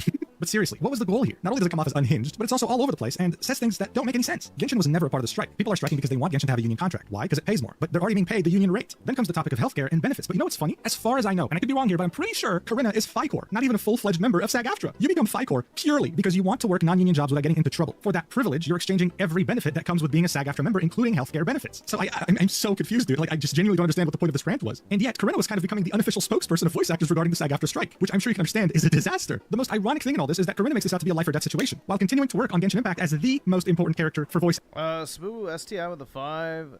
What's so great about unions anyway? I was always told they were bad, and I've always been avoiding them. You should. All they are is basically collective bargaining, basically. That's it. So it takes away your ability to negotiate your pay, your benefits, your time off. You also have to pay, you know, sizable union dues that are basically just indirect donations to the Democrat Party. All right, It's awesome. just a Thanks, massive nigga. All right. leftist, you know, circle jerk type thing. Voice acting. You just can't make this up. And this just makes this whole rant even funnier. I mean, honestly, this even reached Chinese players, and they didn't really have a lot of nice things to say. Saying things like, please change Paimon's English voice actor. Everyone will be happy. I'll even do another 6 months of battle passes if you want. I'll top up too if they do it. If I were an English dub enjoyer and have to listen to this rat scream any longer, I would actually quit the game. What a Yeah, exactly. Based. Thank you. Put her on the fucking street. voice. It's like a desperate mouse that got pressed onto a grill by a piece of bread and slowly gets made into a sandwich. Tell me to my face to shut God the damn, these fuck Chinese up. players are ruthless. Oh, and just to add more fuel to the fire, Corinna said on Blue Sky that this TikTok... Yeah, dude, I side with China on this, dude. Face the wall. Was AI. She's already hit the wall, so, you know. She's already kind of... I don't know if she'd be able to see it at this point, because, you know, face pressed against it, so... It's not the original. Sure. Damn, AI sure got very advanced since the last time I checked. Interesting. Corinna then posted a video that featured a toilet. Corinna just sat there in front of the toilet, saying that all this harassment was overwhelming, that vomit can come out at any second, and then complained for 8 minutes about the strike. Yeah, this is actually real. This video is not AI. I think it's safe to say that if Foilers find a new voice actor for Paimon, then it would kind of be justified just over this insane, erratic behavior. Because when have Yes, they should. you ever seen a voice actor crash this hard? The amount of damage that this strike had sustained in just the span of a few days was incalculable. Joe Sieja, the voice actor behind the Genshin character of Risley, decided to step up. He had already made a video when the video game strike had begun, explaining why voice actors were striking, and now thought that he needed to make a new video explaining what's been going on with Hoyoverse while clearing any misinformation about the strike itself, saying, I do my best to inject clarity into what has become a really sad cyclone of misinformation and toxicity, re the SAG-AFTRA strike, Genshin Impact, the recasts, and AI. Similar to my first video on the strike, it's an attempt to educate, not aggravate. But it ended up not really helping the situation as much as he was hoping, with this post quote tweeting it and saying, so they bullied the new Kenichi voice actor for a strike that does not exist? Yeah, let's look at the video real quick. So one of the first things he does is reiterate that the whole point of the strike is that SAG-AFTRA actors are not allowed to work with the struck video game companies. But as we saw earlier, Hoyoverse is not one of the struck video game companies. He then goes on to explain what's been happening with Genshin Impact and Hoyoverse games, and yeah, you'll find out soon enough why that tweet that we just saw was made. I'll put it on 1.5 speed. Watch. That started production before the strike are also not struck. It's a very confusing atmosphere, no. But I can relieve that confusion for Genshin fans specifically by saying this. You know what company isn't in that select group of production companies being struck? Hoyo. I cannot emphasize enough that Hoyo properties are not and never have been union games. Therefore, Genshin has never been struck property. There are 0 union rules governing Genshin or any Hoyo game, period. End of story. As of this day. This is not it. This means, and I want you to listen very carefully here, if the SAG-AFTRA strike ended tomorrow, this would mean absolutely nothing for Hoyo games and actors. If suddenly WB for most of you for all the rest, through a 50 period and said, we free all the actors fans, yay! Nothing would change for Genshin, Star Rail, or Triple Z, or any other non-union game. So point number 1, please stop talking about Genshin. It has anything to do with SAG-AFTRA strike. Genshin is not a union game. The actors working on it are not working under a union contract. Sure, but then okay, because we're gonna come back to the idea of union and non-union actors in a minute. Now that we sort of covered union and non-union games. Okay, so why the hell are actors going in and record lines for Genshin if it's not struck? When the strike happened, many Genshin actors got together in various disparate channels and decided that now would be the time to engage with them and encourage them to take some action. Actors to use the momentum, the social momentum of the SAG-AFTRA strike to include Hoyo properties in the conversation. Again, though, it's not a strike. It has nothing to do with a union. Since this is not a strike, I'm not going to call it a strike. From here on, I'm going to call it a collective work refusal because it's not governed by any one body like SAG-AFTRA. There's no one result desired like a collective bargaining agreement, and there's no penalty for not participating, unlike the SAG-AFTRA strike. If you're a union member and you cross a line and record games you're not supposed to, you get penalized. In a non-union environment, that doesn't exist. So, what do Genshin actors want? This is where some of the confusion kind of begins. The goal wasn't really totally clear. Some actors wanted to sign a union agreement, flip unit, become a union game. You might have heard this called an interim agreement, which just has to do with an agreement that's going on during a strike or a full union contract. There's some nuance difference here because Genshin's an ongoing game. They're essentially the same thing. Others wanted them to just add AI protections to their non-union contract, something like the Nova right, okay, which is something that any actor can attach to any contract to legally protect themselves against AI exploitation. 2023 Perfect Arc with the 10. I'm playing a game called Snowbreak. It's similar to Nikkei, but you actually play the game. From what it sounds like, China is already starting to cut English voices 2 years in. It's AI, English, Japanese, and China voice acting now. Yeah, I mean, dude, who wants to work with these fucking freaks? Honestly. Who wants to work with these fucking freaks of nature? Like, most of these California lib shits that make up the majority of voice actors. I can only imagine how insufferable they are to actually be around. Okay, and some actors understand we know what they think about the whole thing, but they're motivated by social side, solidarity, social obligation, community feeling, and they also refuse to work. This is part of the problem of non-union games, or non-union action. Since there's no actual collective bargaining agreement governed by a union, it becomes difficult for a group of people to take a collective action. In social psychology, we call this a collective action problem. It's very complicated. So anytime a group of non-union actors tries to get together to achieve a result, it's hard for us to communicate. It's hard for us to bargain. Since there are no rules in place, any actor is free to just disregard that collective for any time with no penalty. Unlike an actual strike, we can find or kick out of a union or strike breaking. So Joe confirmed one thing that we've looked at so far in this video. Genshin was never part of the strike. Hoyoverse games have never been part of the strike. And this is literally as if you were working in a corporation. Let's say you work at Amazon. You and your coworkers decided to stop showing up to work one day. You can't even agree on why you're striking. Okay, half of you want AI protections, the other half wants more money. What do you expect? What do you think that Amazon's going to do? It's actually a miracle that they've been able to keep their jobs for so long while not showing up to work for months. As Joe said, this can't be even counted as a strike. And if anything, it sounds like a wildcat strike, something that's been prohibited under the Taft-Hartley Act. A wildcat strike is a strike action undertaken by unionized workers without union leadership's authorization, support, or approval. They're just hoping that by using the momentum of a different strike, they can somehow force Hoyoverse to sign their agreement. Do you realize how ridiculous this is? This is insane. I want to reiterate, if this was done in any other industry, you'd be fired within 24 hours, all right? And yet they're still doing it to this day. Then Joe talks about something that many people have been asking about. I would have fired him within 10 minutes. Honestly, I'd look at that fucking orange-haired freak in the face and be like, whoa, you're having trouble paying your bills? You have medical issues? I'd be like that fucking cable company guy on South Park twiddling his tipples. Like, oh yeah, you have medical issues, huh? You're disabled. You can't work a normal job. If I fired you, you'd be destitute and probably die. Well, I'm here to make that dream a reality, you fucking entitled bitch. Get the fuck out and never come back. Dude. No, it was his mother that twitted his tipples. Dude, I would take one look at that fucking freak and tell her to kick fucking rocks, bro. Okay, but what about the Taft-Hartley? What happens to non-union voice actors if Hoyoverse were to sign the interim agreement? Here's what he had to say. The actor does not live in a right to work state. Now, regarding work, you might have heard the term Taft-Hartley. And I advise you, please, don't look too deep into this because it's confused. It's a piece of labor law that actually has nothing to do with SAG-AFTRA. It was written in 1947 and designed as a path to both protect people from being forced to join unions, but also offer them more flexible ways to join if they want to, for our purposes. For any back class, consider Taft-Hartley like a temporary 60-day union pass to allow someone who is non-union to work on a union job. After that, they're considered a must join. At which point, what the status applies, they must join the union or stop working union jobs. I'll break here for a second and tell you that it's significantly more complicated than that. There are caveats as to when the Taft-Hartley triggers, for example. It's also possible to negotiate individual labor with the union and say, look, I'm only going to work this one union job. Please don't make me join. I won't do anything else. And they can say yes. There's flexibility here. These, however, are edge cases that are just beyond the scope of this video. This will be a flat out video. In the simplest sense, you can do a Taft-Hartley, a very limited amount of union work as a non-union member before you join. And that sort of makes perfect sense if you think about it. The union offers actual tangible benefits, even for a single contract. Reaping those benefits without being a union member and dues is like extending a Netflix free trial indefinitely. At some point, you gotta pay for it. But being able to join a union for some actors can be a really good fit. Getting into the union is a stepping stone in many actors' careers. And it can actually be difficult to qualify for the union because bizarrely, the only way into the union is if you get Taft-Hartley first and then join. Oh, simple. No, no, it's not. I don't want to delve too far into union membership here, but it is important to understand and consider why an actor might not want to join the union. The entry fee itself can be steep depending on where you live. Mine was nearly $4,000 when I joined 10 years ago. So that talent would have to know for certain they're going to get at least 5 sessions out of Genshin to make up that loss. That's about how much money you make in 5 union video game sessions, depending on the tier they're in. Again, complicated. Or that actor would have to feel confident enough that they could book other union work to help them bring that number, that entry fee number back to zero. You do get pension and health benefits, okay? But you only qualify for health benefits if you earn a certain income of union work around $30,000 a year. So this goes back to everything we said, of course. What was interesting, though, is that he had to pay $4,000 to join a union when SAG-AFTRA's website now says $3,000. Now, I will say that it is very refreshing watching Joe's video because while he does echo some of the same opinions as the other entitled voice actors, he presents them in a more realistic and conservative manner. But joining SAG-AFTRA specifically as a voice actor still doesn't really make a lot of sense. As a traditional actor, sure, you can make the case. But as a voice actor, 80% of your contracts are going to be non-union. Only 20% will be union and will contribute to your pension. Not to mention that the odds of you making enough to even qualify for health insurance are pretty damn low. Legal representation is really nice, sure. Another point about unions that I'm directly dealing with is if you actually find an infringement where your employer is fucking you, the union is under no obligation to fight for you. Yeah, it's a way to extract money and siphon it off to the Democrat Party. That's it. That's all unions are.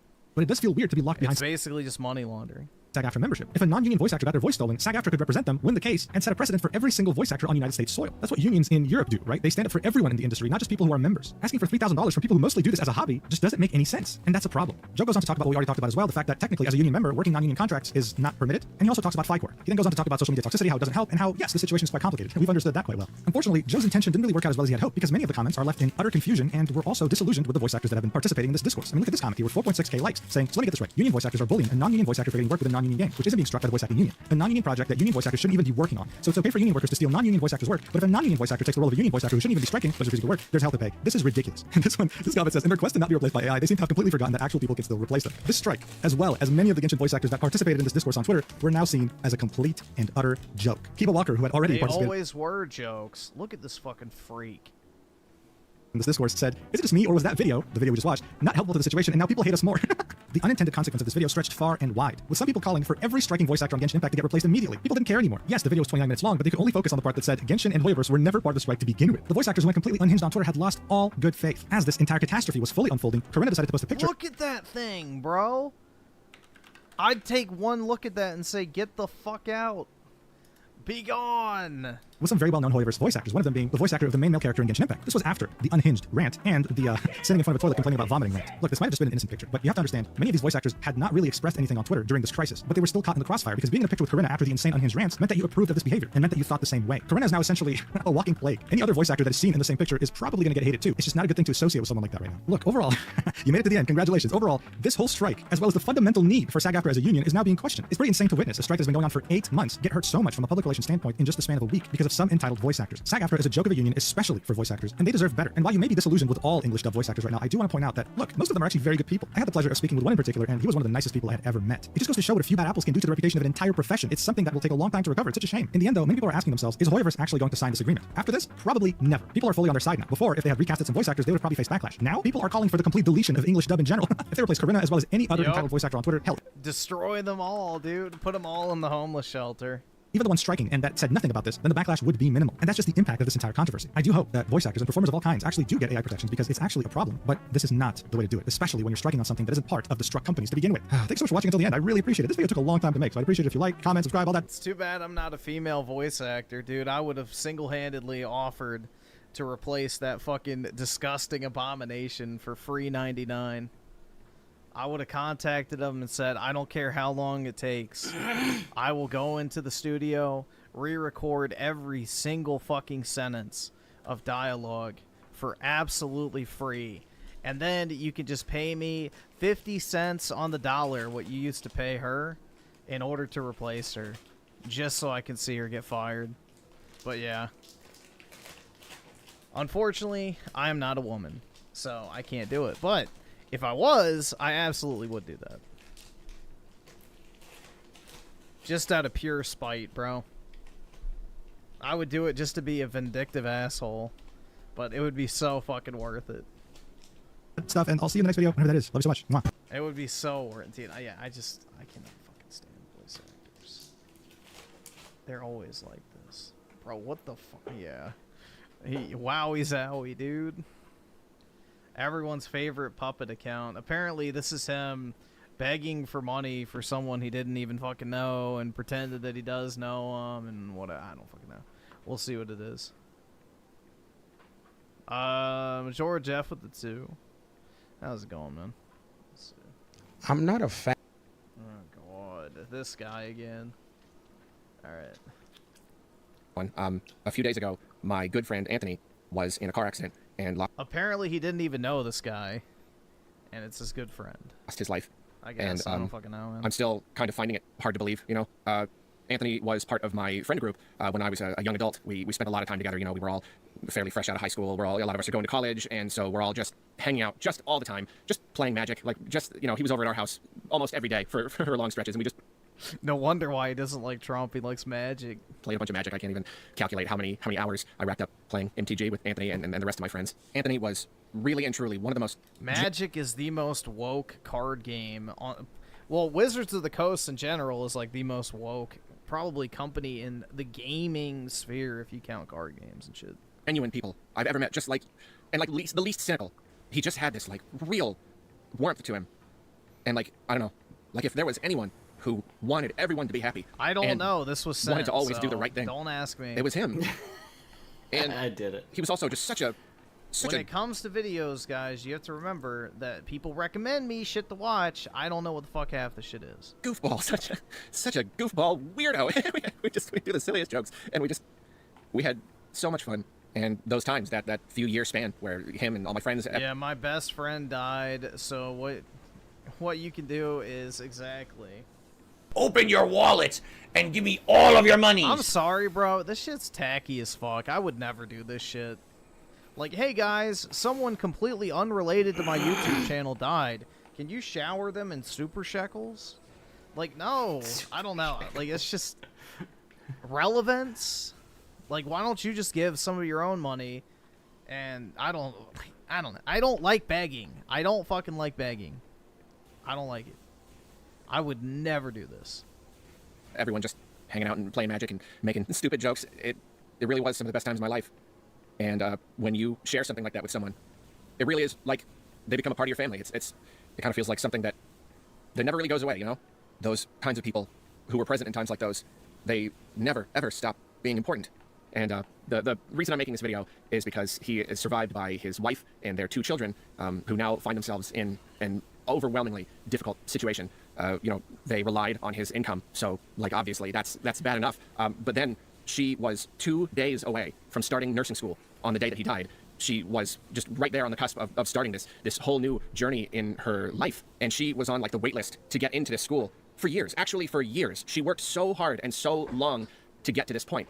And so now she faces this situation of somehow supporting the family while going to school. But, like, you're going to school, you can't just work a full-time job.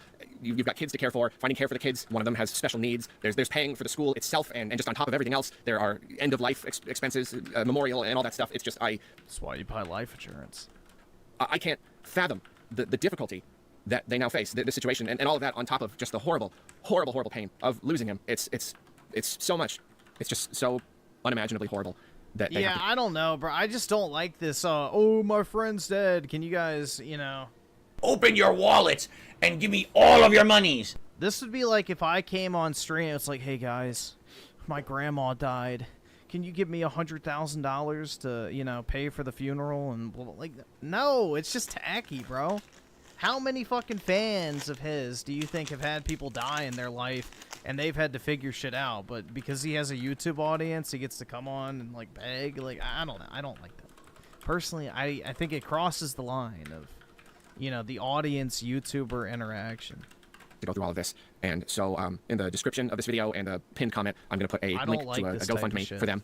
And if you can find it in your heart to help out, even just a $1 or $2, will make a difference. I would really appreciate it. Really, I really care a lot about these people. And no, life insurance is like so basically the average life insurance policy is like $300K, and what you do is you pay into it every month. It's a very small amount, and it's in the event that you die, like unexpectedly, because young people don't die, basically is the mentality. So, you know, if 99% of people who pay into life insurance don't die, then the 1% who do die, they can get a massive payout in the event that, you know, someone dies in their family. So, yeah, if they had life insurance and he died, they probably would have gotten like $200,000, $300,000, $400,000, $500,000 from the insurance policy if he had died in an unexpected way. In complete honesty, Anthony and I, we weren't really that close, but that's actually kind of part of the reason why this is so hard.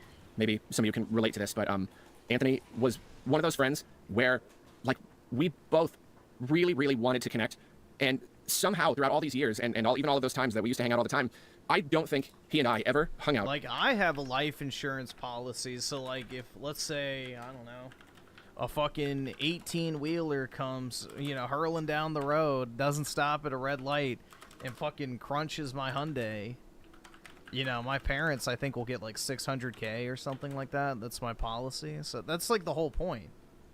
Is like if you die at a young age unexpectedly, then the insurance company pays out the amount of your policy to like your next of kin or like a designated recipient, essentially. On our own. Just me and him, like, on purpose, for the sake of hanging out, not with anybody else around. You know what I mean? I don't honestly know why it happened. I mean, I know I have some problems connecting with people and following through and making the effort to forge those connections, and sometimes if they don't just... Hold on, let's go back. Did I miss something? We both really wanted to connect, and somehow throughout all these years and even all of those times that we used to hang out all the time, I don't think he and I ever hung out on our own. Just... Were you trying to swoop in on his woman? Just me and him, like, on purpose, for the sake of hanging out, not with anybody else around. You know what I mean? I don't honestly know why it happened. I mean, I know I have some problems connecting with people and following through and making the effort to forge those connections, and sometimes if they don't just, like, happen naturally, I have a hard time kind of pursuing them, and me and him, it's like every time we talked, we're always like, yeah, we gotta hang out sometime. We've gotta chat. I really wanted to connect with Anthony, and I don't know what went wrong. I don't exactly know why. It just, these things happen, you know? Life gets in the way, you're just kind of busy, and sometimes it just doesn't happen, even though I really knew deep down, I kind of had this sense that me and him could probably be really good friends. You know what I mean? Like, I just got this sense that we probably could have been so much closer. It really felt like we were really on the same page about a lot of things. And I could be wrong, but I got the sense that he might have felt that way too. Yeah, this is phoning it in. Because, you know, you'll see people, you'll see... This video, yeah, we should put Whiterun on in the background. This video did not need to be made. This is tacky as shit, man. I hate e-begging. Like, if it was one of your content creator friends that you had audience crossover with, or if you were being sued or something like that, I think maybe that's appropriate. But, yeah, just a random person you know in your life, I think that's tacky, personally. But, hey, you know, to each their own, right?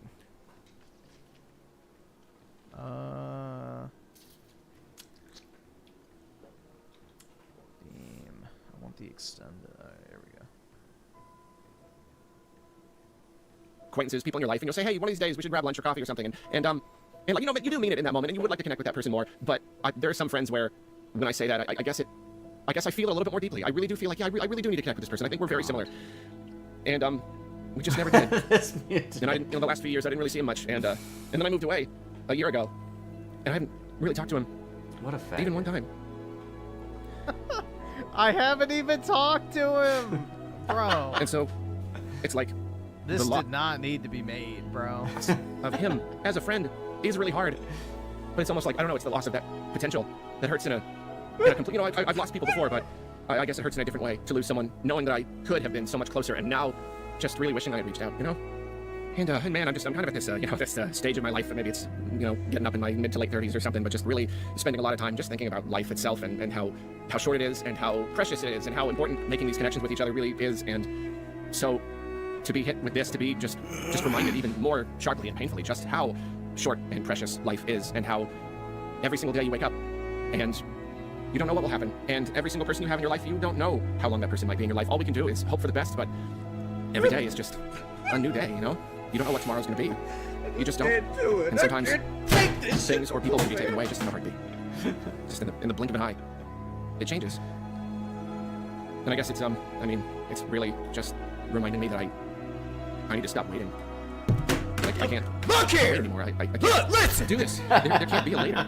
Can't just keep putting things off. Putting off making real connections with people.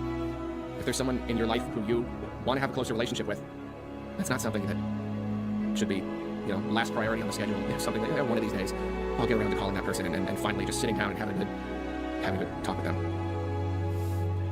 So yeah, I don't know. Carrie, I don't know if you'll watch this, but if you do, just know that we're all thinking about you guys, and we love you so much.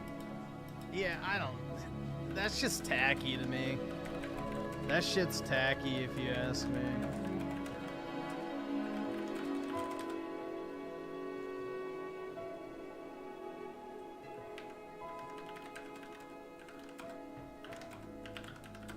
I mean, it's like, I don't know, like, it's just really weird. It's just very, very weird to me. I can't afford this shit!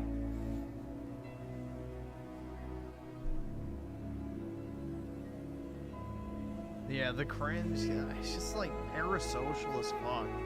Here's this person I kind of knew, because you watch my YouTube videos, give his wife money. Like, it's just, I don't like that type of shit.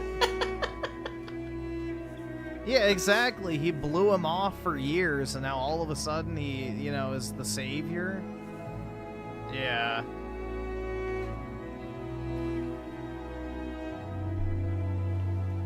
Why not just say you'll offer to help pay for her nursing school or whatever? Like, why not just make an offer to, like, hey, I'll help her pay for her nursing school, but if you guys could also do this. Like, yeah. I don't know, Bronish. I don't like e-begging, personally. Like, if it's something that's directly correlated to your channel, maybe. Like, if you're getting sued, I think that's fine. Like, if somebody's suing you over your YouTube channel, I think that's a-okay to ask your audience for money for, like, legal fees and shit like that. But, like, some random person in your life that you kind of knew that you weren't really friends with, all of a sudden, you expect people to pay for that. I don't know. I don't get it, man. I would never do that, personally.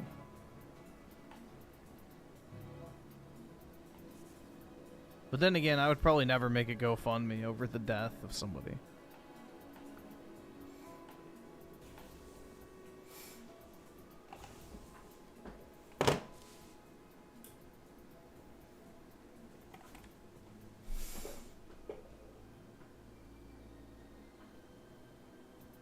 What about... Bro, that's a genius idea. The death of a loved one. Her name was Aerith, and she was gone too soon. Please, help me honor her memory by paying for her $400,000, end-of-life costs, as well as funeral expenses, and some money to help support her heartbroken family. Any little amount helps, but everything is greatly appreciated.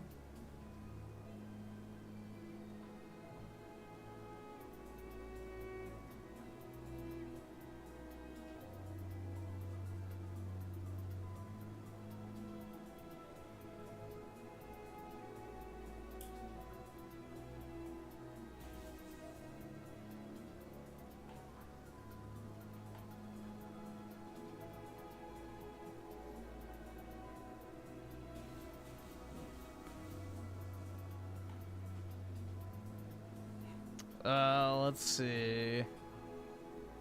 So George F of the 2, what is Arlo asking for help?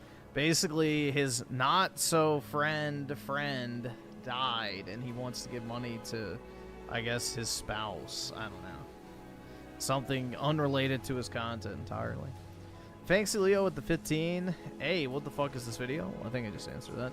And B, I just sold a few of my cards at a 50% markup from market price. Easy 450. Nice, bro. Yeah, it's a good time to sell, especially if you got vintage stuff. I'm gonna probably sell a few more things.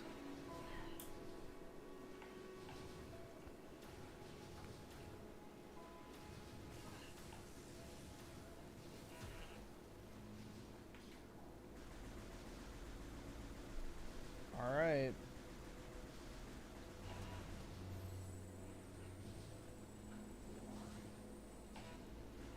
Fan of anyone trying to redefine or warp reality. This user, under a Twitter thread, asks Nib95, what do you mean by exclusives? Nib95 replies and says, only available on one ecosystem, or on that ecosystem and PC. Now, this is a fomented definition that he has put out here, and by every particular or critical, sensible, whatever you want to call it, measurement, that is a flat-out lie. It's a... How is it a lie when you asked what his definition is? That's not a lie. Fomented, purposefully misleading definition of what third party actually looks like and what an exclusive is. Exclusivity. Dude, this guy just stop making YouTube videos and go make Reddit threads, bro. An item, product, or whatever, you can put together an entity to be only available to us. Fancy Leo with the 15. Did you see the Japanese rocket set? Yeah, that set sucks. Like, I'd pay $250 for a Japanese, but yeah, dude, it's not even a good set. Like, honestly, the fucking Japanese cards I like better than English. And it's not a special set, so you'll be able to get English booster boxes. But yeah, I think it sucks, honestly. Like, the Mewtwo illustration rare is pretty bad. The Moltres is okay at best. I think the set genuinely sucks, personally. It's very, very weak, in my opinion. I think the Heat Wave Arena one is better with, like, the Ho-Ohs. I think that's a better set. Yeah, I don't like Team Rocket either because, I think the show's gay as fuck, but, no. That's another topic entirely. A specific spot or specific place. And PlayStation had already defined its exclusivity as only on PlayStation in the past few years. Now, PlayStation no longer uses only on PlayStation because they have a PC pipeline, one that they've established an entirely different entity, actually having changed the name. They used to call it PlayStation PC LLC, but have now called it PlayStation Publishing LLC to manage the business of putting their games on the PC platform. This is a very interesting change within their business. And what's really, funny about this is these so-called PlayStation talking heads continue to somehow, sneakishly try to make it seem like an exclusive game now includes PC. That's not true. The moment the game crosses its platform, it is no longer exclusive, even if it's published on a calculator. It's a console exclusive. What's wrong with saying it's a console exclusive? This is like such Redditor logic. Like, I pulled out my dictionary and you're wrong. So this person is, this Matt Papayas, I know what this person is doing. This person is asking questions. This is how you actually find out what's going on. They said, what about timed exclusives? Thank you for replying. Nib says, yes, included them too, at least the top 100 highest rated games section. And then he replied and said, you said, and on PC. Are you happy with that as a PlayStation fan? Do you think Sony will port more games on the Switch too? And then Nib says, as long as they are designed with the PlayStation 5 as the sole hardware, as a sole hardware consideration to begin with, and only later ported to PC. It doesn't bother me so much since from a design and hardware focused perspective, it is uncompromised. I'm going to obliterate this statement very soon. Just hold on, guys. It's not even the studio doing the porting, but usually Nix's. Okay. Shall we go ahead and obliterate that and throw that out the window? Ladies and gentlemen, let me introduce you to one of my favorite games, MLB The Show. This is a very interesting game because all of these qualifiers that has been put here, MLB The Show actually appends. Because the only studio that actually makes and develops this game for whatever platform it's going to is a PlayStation studio called San Diego Studios. Yeah, now, it's not on PC, dumbass. Yes, he says, usually Nix's, if that is a criteria, or usually Jetpack Interactive or Iron Galaxy. It's not on PC, you fucking illiterate retard. Oh my god. He said Nixus handles the PC ports. This game is not on PC. Or whatever it is. You also kind of fail to meet that mark simply because when you look at these Spider-Man... Oh my god, bro. I said these Spider-Man games. When you look at these other games that are PlayStation games, they're also developed for PC in collaboration with those major studios that actually did develop the game. For instance, the Ghost of Tsushima that you see on PC also has Sucker Punch Productions listed on there. Because they made the game, you fucking half-wit! They made the game! Nixus ported it! You are fucking stupid! Oh my god! Wow! You are a real intelligent man, aren't you? Jesus Christ. You move on to say a game like What the fuck is this shit? Last of Us Part 2, you're also going to see Naughty Dog LLC because they develop these God. games as well for PC. Nixus provides them the support that they need, or they provide Nixus the support that Nixus needs to go ahead and put the game out there. So even these developers... God. Dude, holy shit. Like, oh, bro, I have never encountered a more idiotic group of people on the internet than these Xbox PC hybrid fanboys, bro. Holy shit.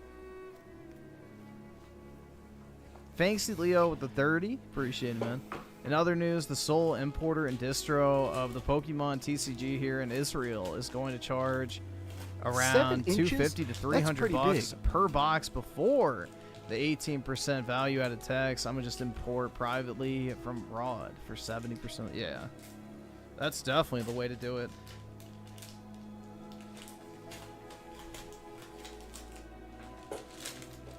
That is definitely the way to do it. Yeah, that's the issue with all Pokemon products right now is the distributors are taxing hard, bro. Like even in the US, like if you buy English distribution products, they're already like 230 plus per box, which is like insane. Bend, I think themselves are listed here. Oh yeah, Bend did this one themselves. They didn't even need Nixus. They just Yeah, I need a Roadhouse King, man, for real. And maybe some beer too. Really did their PC port. Unreal Engine game, really streamlined at the end of the day. Then in the case of Spider-Man 2, you're going to see Insomniac. As well. In the case of God of War Ragnarok, you're also going to see, let me see. I think, do you see Santa Monica in Ragnarok? Let me see if we can find it. Ragnarok, I think you see Santa Monica. There we go. So that criteria... Yes, because they made the fucking game, you half-wit. Doesn't even make any sense. All I see is so-called PlayStation talking heads dancing around in reality and finding ways to, in a sense, jump around, making it seem like, oh, PlayStation is not a third-party publisher when they actually are a third-party publisher. In fact, here's another thing that he put out here, and we're going to go ahead and analyze a lot of this because I think it's very interesting. And this person says, obviously, as a young Xbox fan, I don't care where games go, so you would agree with me and say PlayStation is a third-party/multi-platform, is third-party/multi-platform, I meant to say, and then Nib says, no, they're not. This is a lie. This is a flat-out lie. This is a big flat-out lie. And then he says, so long as their primary focus is still on exclusives, it's not. It's absolutely not. Their primary focus is continuing to upcharge every single one of you PlayStation users that stay in their ecosystem. And console exclusives to drive their console platform. What? Now you've shifted it to console exclusives. Because you know that this so-called focus on exclusives is basically measly. We can count on one hand. He didn't shift it. Again, you illiterate fuck. He literally said at the beginning of the thread that games that launch first on console and then on PC. Holy fuck. That is the definition of a console exclusive. A game that launches exclusively on your console, and then also on PC as well. And from the PS5 generation now, how many games have not yet made it to the PC platform? Bro. They're only like maybe 3. I know of GT. Like, it's just, this is genuine illiteracy. How can you not read? The top of my head, and Astrobot. There might be another one that's hiding somewhere that Majora Jeff with the 2 is all Xbox fans like this. Not all, but most. You're broke! You're fucking poor! Thanks to Leo with the 6, go to Canada for a Tim Hortons coffee and Amiibo. Yeah, I don't know, bro. I've never been to Tim Hortons, but I've heard that is like the Canadian popular spot. Don't Tim Hortons coffee is bad. Yeah, I don't know. Like, I've always heard Canadians talk about that. That and, what's the other one? Shit. What's the other, like, big Canadian, like, chain? I guess that's like a gas station or something. I don't fucking know. There's another one, too, other than Tim Hortons. I can't remember what it's called. that I haven't remembered. And then he says, PC releases and the odd multi-platform release do not make them a full third-party publisher, just ask Phil Spencer. How about the Nintendo Switch and the Xbox One that they actually do with the entirety of MLB The Show in full form? They have an entire studio that's actually cooking up a game without the help of Nixus or anybody else to go ahead and drop this game on other platforms. They're a full... Not on PC, which is what he said, dumbass. Third-party publisher. No, they're not publishing all their games on every platform, but they've stepped out of their entire comfort zone. They were forced to put this on other platforms. Sony did not go, oh yeah, let's release it on everything. No, the MLB said you're going to release it on everything or we're going to pull your license. That is not a willing, decision. They're not like, oh yeah, let's put it on Xbox so we can make more money. No, they were forced to, or they would lose the MLB license. And are putting games in places that they feel they can make money. So he says, ask Phil Spencer. Now let's listen to what Phil Spencer... No, they were threatened with losing the MLB license unless they made it multi-platform. You're broke! You're fucking poor!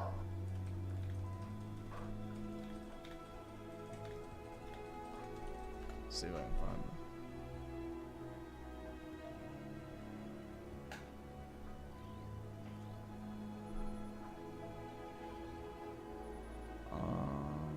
Let's see.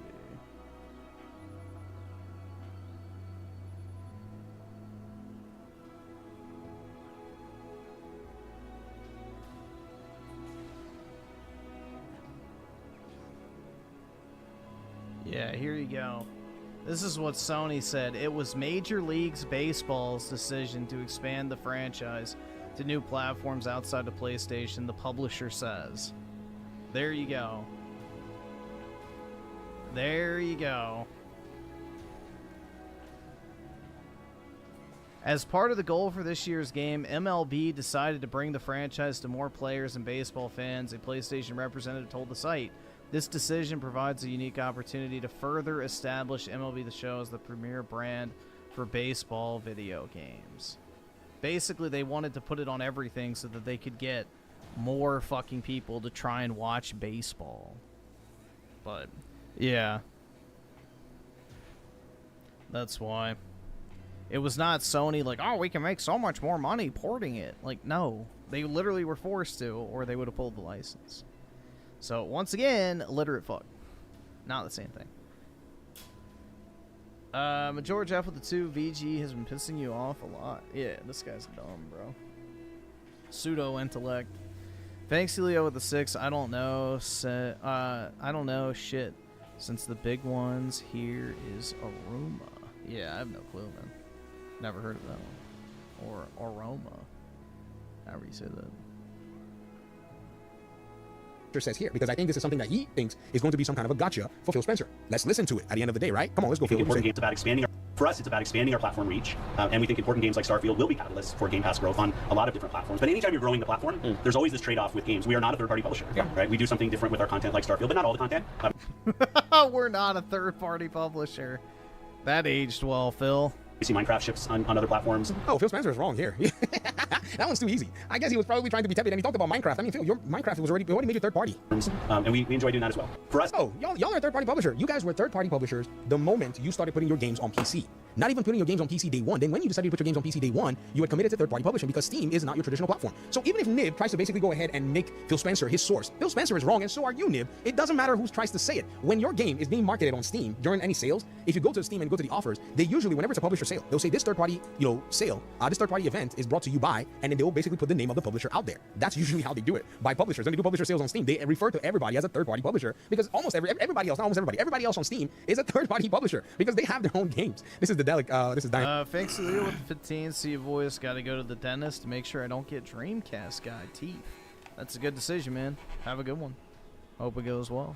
Like, let me see if they have anyone that they actually point out to in this particular case. There's no, let me see. They have a place where they show like their publisher sales when it comes down to it. I might be able to find it here. Oh, I didn't even have to look too hard. This Gamera Games 7th anniversary sale, it says it right here. This third-party event is presented by Gamera Games. Any publisher sale that goes on, which they do frequently here on Steam, is one that they basically point out and say this publisher here, this third-party publisher, is actually bringing you this event. Check this one out. This is the Astragon Entertainment Easter sale. This is the publisher, Astragon. They said it here. This third-party event is presented by Astragon Entertainment. Xbox does sales here as well too. And when Xbox does sales, they also put it out there and say this third-party publisher sale was brought to you by, and then they put it there Xbox Game Studios, or if it's Activision, or if it's Rockstar, or if it's freaking From Software, or Bandai Namco, whoever it is, they're referred to as third-party. Bro, my question is who is unironically watching this type of shit? Like, genuine question. Who's like, oh my god, bro, this is such insightful commentary. You know, I'm really glad I spent 12 minutes of my life listening to this guy talk about absolutely fucking nothing.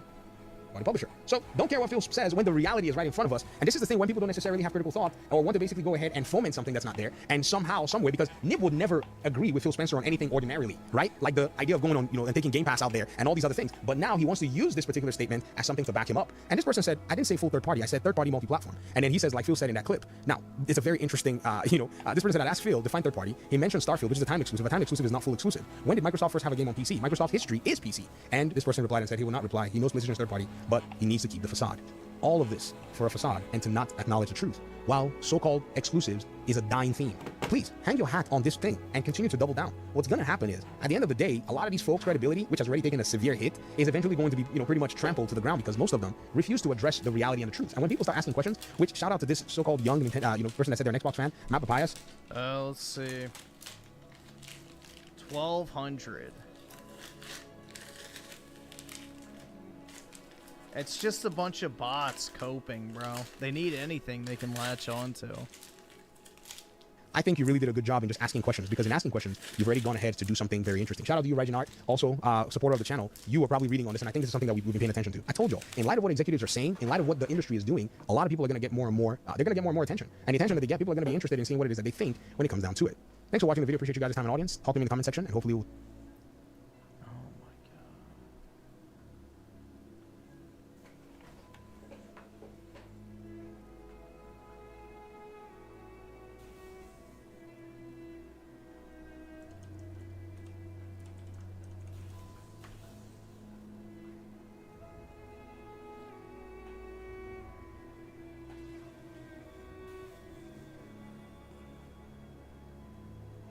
Hold on, I just Hey there, gamers, Dreamcast guy. I just want to see what his comments look like on this. Actually, let me put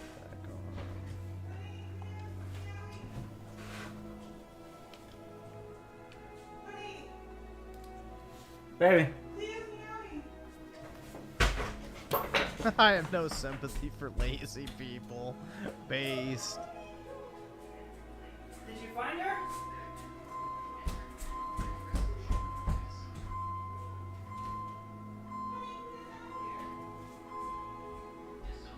Yep. Everybody's still shitting on him, which is good.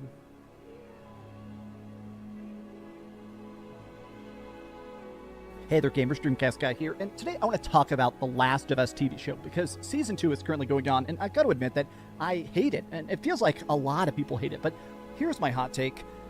You should have hated the first season, too. It feels like the people making the show hate these characters, and I want to discuss this because you don't fucking say. You don't fucking say. Wow. It's almost like the guy who made part 2 hated these fucking characters as well. Shocking. Whoa, dude. I never would have guessed. Majority Jeff with the 2. It's nice people are calling out Dreamcast guy. Yeah, he's grifting so fucking hard. we're only 2 episodes into Season 2, and there's no way in hell I'm watching more of this junk. I mean, it actually sucks that freaking bad, and I feel like it so fundamentally misunderstands the importance of The Last of Us. But let me break it. Yeah, just like the second game. Holy fuck, wow. The TV adaptation does the same shit that the fucking video game did originally, with the exact same story. Who would have guessed? Wowie zowie, man. Down. So to start with, in case you don't know, I guess, you know, you have rose-tinted glasses when you hear the fucking trophy popping noise every 30 minutes. I'm Dreamcast Guy. Feel free to like and subscribe. And I'm a kind of person where The Last of Us Part 1 is one of my favorite games of all time. I still feel like it's such an incredible story. Joel and Ellie going across the United States over the course of an entire year, breaking the game into these different seasons, the terribleness of it at times, all the monsters and mayhem and cannibals, but also on top of that, the hopefulness of it at times. Like just those moments of playing video games and patching up wounds and swapping stories. It feels like Joel and Ellie, it's such a great exploration of how they're trying to grow up even at their different stages in life. And I was really impressed by the fact that The Last of Us Season 1, the TV show, it took those ideas, that tone, that frame of mind, and they managed to do something with it. They really actually expanded it. Yeah, graphic gay sex. I loved it. Because extra characters, more backstory in Jackson, which is the big city in The Last of Us, or even just up like, honestly, the crazy episode in Season 1 about basically the entire backstory of Frank and Bill. That's... Oh, he loved... Dude! He loved the video... He loved the episode with the gay sex! Oh my god! Yeah, if anybody was on the fence about him sucking trans cock, there you go. He loved it, man. He loved watching two hairy gay men make out and have fucking anal sex. Oh my god. So good. Oh, it was so good. Yeah, dude. It was like I was literally in the bed with him, right? Oh my god. Do something with it. They really actually expanded it, giving us extra characters, more backstory in Jackson, which is the big city in The Last of Us, or even just stuff like, honestly, the crazy episode in season 1 about basically the entire backstory of Frank and Bill. That's so good. I loved season 1 of the show because it did feel like I loved it. It was just amazing. Addition and adaptation. A lot of times when TV shows change stuff or twist stuff or whatever, you kind of got to think about it in the bigger picture. What's the grand purpose? Why are we adding this or changing this? And it always makes sense. A good product, it makes sense why they change it. Whereas season 2 is radically different from the game, and in a lot of ways, it feels like they're afraid of the audience. But let me break it down. So obviously, last night, the episode came out, season 2, episode 2, which is the death of Joel. A huge chunk of the reason that The Last of Us Part 2 is so incredibly controversial is because the game begins by killing the main character of the first game. And then they make you play as this killer for hours and hours and hours. Half the game is played as Ellie, half the game is played as a woman named Abby. And I feel like doing that in a TV show, they had a chance to sort of explain Joel's death better. Some people were probably theorizing that they were going to do this at the end of the season instead of the beginning of it. Because IGN doesn't just cover video games, man. They cover TV shows, movies, comics, video games, action they do all like nerd shit. They don't just do video games. They've always done multiple things like that. Of having straight up beginning the TV show, the exact same way they started the game, a lot of people thought maybe we're going to have it where we have all this extra back build up, all this extra stuff that sort of emphasizes the bond, the Joel living in Jackson, how Ellie is adapting to life, but instead they still just decided to murder Joel right at the start. Now, I think my problem is the fact that they're really trying to, I feel like 90% of my problem is still the fact that they're changing stuff so much. Okay, what's going on in Jackson? A giant, crazy, epic zombie battle, that's so cool. My big problem is that it really does feel like this casting is really starting to dramatically hurt the show. This is Abby. This is Abby in the TV show. Now, I'm just going to say it. I don't like Abby because she killed Joel. And I always felt like the video game playing as Joel's killer, of course, we see the backstory, we see why she's doing it, but I do think it really helped that Abby how do you look at this and not just chuckle, bro? Like, what the fuck is this? Honestly. A beast, that she had these huge freaking arms, huge shoulders. She had built her entire life to construct her body into a weapon. And maybe you'd say, oh, that's literally impossible, but unrealistic. How in the apocalypse are you even eating enough calories? I mean, I eat like 3,000 calories a day to have these little twigs, so she must be eating 6,000 calories a day for her bulk. My problem is the fact that this lady is a twig. I mean, I'll be honest, I don't think this one has the strength to kill Joel with a golf club, but even beyond that, I do feel like part of my problem is the fact that this casting of Ellie was so good in season 1 when she's supposed to be. Why does he keep pulling up Mischief? Be 13, 14 years old. But now she must be a fan. Two leftoids. Supposed to be 20, and I think this actress is 20. But this is the thing. I can't believe I'm saying this, but as of this episode, the game is far, far better than The Last of Us Part 2 Season 2. Their first episode did a good job of reordering the story to fix Neil Druckmann's stupidity, but 2 was honestly awful outside of what they copied. My thing is that, to me, this actress, as talented as she is, I definitely loved her in Game of Thrones and stuff, I just still feel like her looking like a little kid. You loved her in Game of Thrones? Wasn't she a child bride? What? You're locked in. Wasn't that her role? She was just like the child bride at like the Red Wedding or some shit? I don't fucking remember. But yeah, dude, she was like, what, 10 at the time? It does hurt a story that is supposed to be about an adult seeking vengeance. And some people are basically saying, oh, it's because you don't find her hot. I don't think that's it. People are saying that people are down for Bond because they don't like actors. I don't think it's that. The first season, it totally worked. Season 2 is getting down for bombs. And I do honestly think that a lot of it is that the handling of Abby is just too radically different. Part of what the game did that was incredibly ballsy, that I don't think they wanted to try to attempt to do in the TV show, is that it takes a while to kind of peel back the layers about why Abby looks the way she does, why she's so obsessed with Joel, why she's been tracking Joel for years and years and years.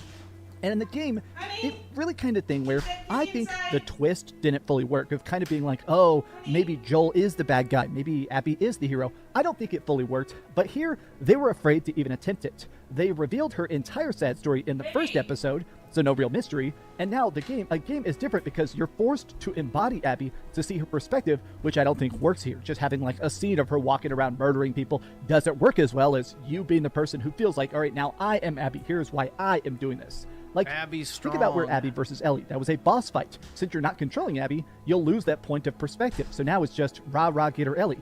I don't think the right answer here is that, I don't know what the right answer here is, but I think this illustrates an issue that a straight one-to-one game adaptation, when the game is part of how the story is told, even in a super cinematic one.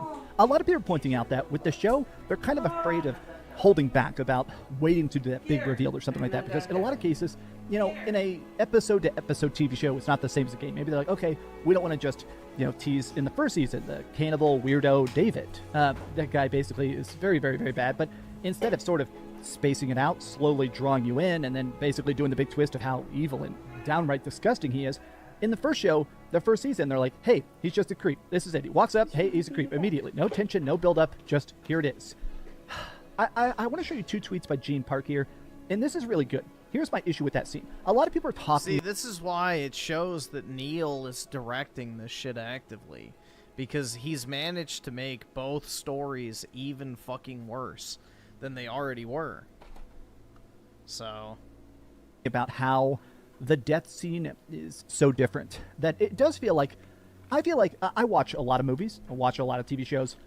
I feel like one of my big problems right now with current day Hollywood is that lighting sucks. It does feel like everybody makes stuff incredibly dark or way too relit. Everything looks really, really, really bad right now. And I feel like people have forgotten how color grading works.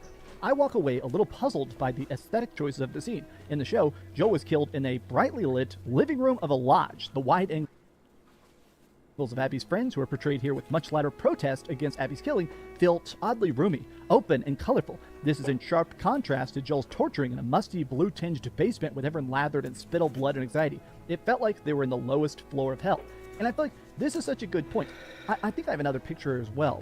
Look, I just feel like this entire scene felt so well lit. It just really didn't work. And some people are like, okay, people are living 2020 all over again. You guys are in for a shock. If you don't like this, guess what? They already announced Last of Us Season 3. So, yeah, get ready for the fact that we're about to have the Abby show. We're about to have episode and episode and episode of this twig-armed version of Abby sticking around. And I do feel like the lighting of this... Yeah, wait till they get to the actual ending, bro. When Abby gets her dose of protein by eating Ellie's fingers that still have Dina's love juices on them. And then, you know, revenge is bad, okay? And then lets her go with her trans companion. Does definitely hurt it. Like, going from a incredibly terrifying, trapped, paranoid situation of Joel slowly being butchered, going from that to, you know, people hanging out in a snowy lodge, chilling and slowly killing him. And I agree in the fact that it's such a big room, it doesn't have that same claustrophobic nature. But this is my thing as well. I do feel like they really should have cast somebody bulkier, bigger, scarier, actually physically intimidating. This to me is hilarious. This lady is so teeny tiny. Another thing I'll always remember is how many twerps there were in 2020, including Neil Druckmann himself, who said that Abby's whole build makes total sense in the post-apocalypse, and then they cast a lady that is 1/3 her muscle mass. I just feel like it is an important part of the character. Like, you can say maybe they should have done more, maybe they could have given her some fake muscles because she is wearing that long sleeve shirt. You can put some padding in there or something. I do just feel like her being such a waif-thin person, it is harder for me to imagine her as this person that's dedicated her entire life, her entire team, her entire squad is purely focused purely on finding this one guy to kill him. It just doesn't have that same gravitas of obsession, of toxic, burning hatred that made Abby work as a character. Like, I don't like... You would give that Abby your nano machines? Oh, yeah. Her actions, I don't think I like her motivations and stuff, but that is so fundamental to the character. I will never play The Last of Us Part 2 again. That shit absolutely sucked, man. That having this lady play it, to me, just doesn't make sense. Here's another thing I wanted to actually take a look at. Last of Us Part 2 is about ignorant hatred, and the game was structured and designed to boil that anger despite the lack of information. This show definitely creating a far different relationship with the audience that only games could foster. That's what I wrote. It's to the credit of Neil Druckmann and Gross's original vision that the second game felt so bold, even as it infuriated its own audience. It forced the audience to stew in angry confusion and hatred based on ignorance, an irony considering how many people continue to dismiss the second game's story despite never playing it. It's those original directorial choices that still feel daring today in a gaming environment that's all too keen to bend to audience demands. My real issue is that they've already laid out Abby's proverbial cards on the table. You know, the viewer and the player was meant to see Ellie's revenge quest fully on a team go kill Abby. Her exposition dumping on Joel just before she killed him robs her story of potency. I'm in a spot where I do truly believe that her story never had potency. It was a pathetic joke from the very fucking beginning, and it still is now. Audience is... This is a pure fetish character from Neil Cuckman's demented mind. That's it. Abby is a poorly written, terrible character, and will always be that, no matter what happens. Pissed. It does feel like a lot of fans are really, really not enjoying this. Maybe I exist in a Last of Us Part 2 hate bubble, but the first game is such a tight story. The first season is such a tight story that it is able to adapt. It is able to convey these hard messages. And while I do think that The Last of Us Part 2 as a game does fall short of that greatness, I've always thought that the bricks, the DNA, the actual effort of what they're trying to do could have been done better. What I was hoping with The Last of Us Part 2 Season 2 was that I wanted the story to be in a different angle. I wanted it to be the people living in Jackson. This is Neil's baby, Dreamcast guy. They're never going to change it. Having Ellie there, having Joel go to therapy, having all sorts of stuff that explains the original game, but also I wanted to see multiple episodes. You wanted to see Joel go to therapy? Where we would cut to Abby, a completely separate person we hadn't met before, as she treks close. Yep, he's directing as well. And closer to Jackson, just seeing the investigation, seeing her talk, seeing it sort of explain these things, episode of their own adventures, their talks, their town, where we actually see all that stuff. I wanted to see that build up in a way that when these characters finally met, a casual person who doesn't know the story would have maybe assumed that Abby's going to team up, maybe Abby's going to be a side protagonist, maybe Abby and Ellie are going to date or something like that. And instead, when they finally meet, it becomes this killing clash, which would have set off a season 3, which becomes the standard story we know now, the Abby kill quest. Instead, they tried to do it in a way where they put all the cards on the table, and now they're going to do a remixed, shallow repeat of the original story of Last of Us Season 2. And I just feel like that doesn't work. One of the most impactful moments at the end of The Last of Us Part 2, the game, is that at the very, very end, you play as Ellie for hours and hours and hours, and you're searching for it. You know for a fact that Abby's been captured. She's in this camp. The Seraphites have managed to capture her, or was it the WLF? Basically, Abby gets captured, and she's being held in this camp. And when you finally go there, Ellie breaks into the camp specifically to find... Isn't it interesting that Abby's arms shrink at the end of the game when she's cut off from her gear supply? I don't think that's a coincidence, guys. I don't think it's a coincidence that when Abby has been separated from her supply of steroids, all of a sudden her arms start shrinking dramatically. And kill Abby. She's not just going to let them kill her, she's going to basically steal it, right? And when you find it, Abby is incredibly emaciated. Her big, bulky arms have frailed down. She's a stick. She's so emaciated, so starved, so tortured that, as a weird act of mercy, they fight, but Ellie doesn't have the heart to do it. She can't kill her. She realizes, you know what? I'm just going to set Abby free. I still feel like I really, really don't like that. I still feel like Ellie should have killed Abby. Personal taste, but... Yeah, she bit her fucking fingers off. Dude, I would have... version of the show, now that we have an actress that is already so skinny, already so frail, that final scene is not going to work at all. We know that's where this is going, and it is not going to work at all. This casting of the show, Pedro Pascal is great, Tommy is great, a lot of the side characters are great, but if this is all being built on Bella Ramsey and Caitlin Dever, I just feel like this is not going to work. But I wanted to just ramble about it because honestly, I am flabbergasted by these decisions. But that's my off-the-cuff thoughts. How do you feel about The Last of Us TV show? Feel free to like this video and subscribe, or I've also made a bunch of videos about The Last of Us Part 1 and Part 2, so if you watch my complete thoughts on that, well, they're on the channel. But I love you guys very much. Thank you for watching, and if you could, please give this video a like and subscribe if you haven't already, and please keep dreaming. Also, there's talks that tomorrow we're getting the Oblivion Remaster remake, so be ready for that, because I'm definitely going to be playing that and making a video. I actually replayed the first Oblivion game in preparation again. I replayed the original. Man, that game is still so damn good. Thanks so much for watching that video. If you want to see something else, you can always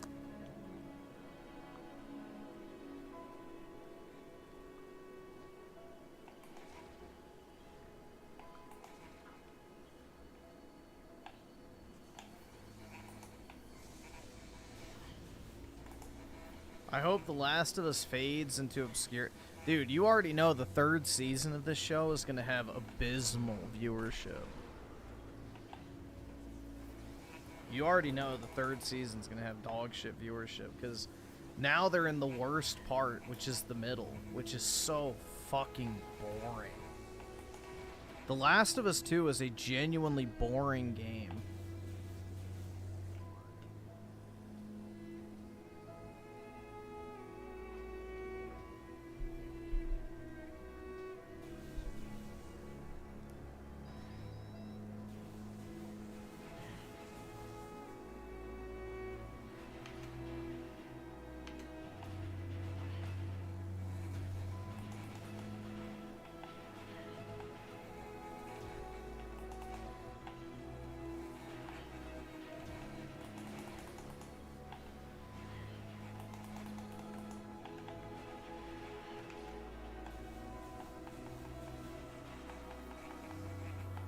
Oh, yeah. I wanted to show you all this. Just for everyone out there that has the yellow fever, I guess.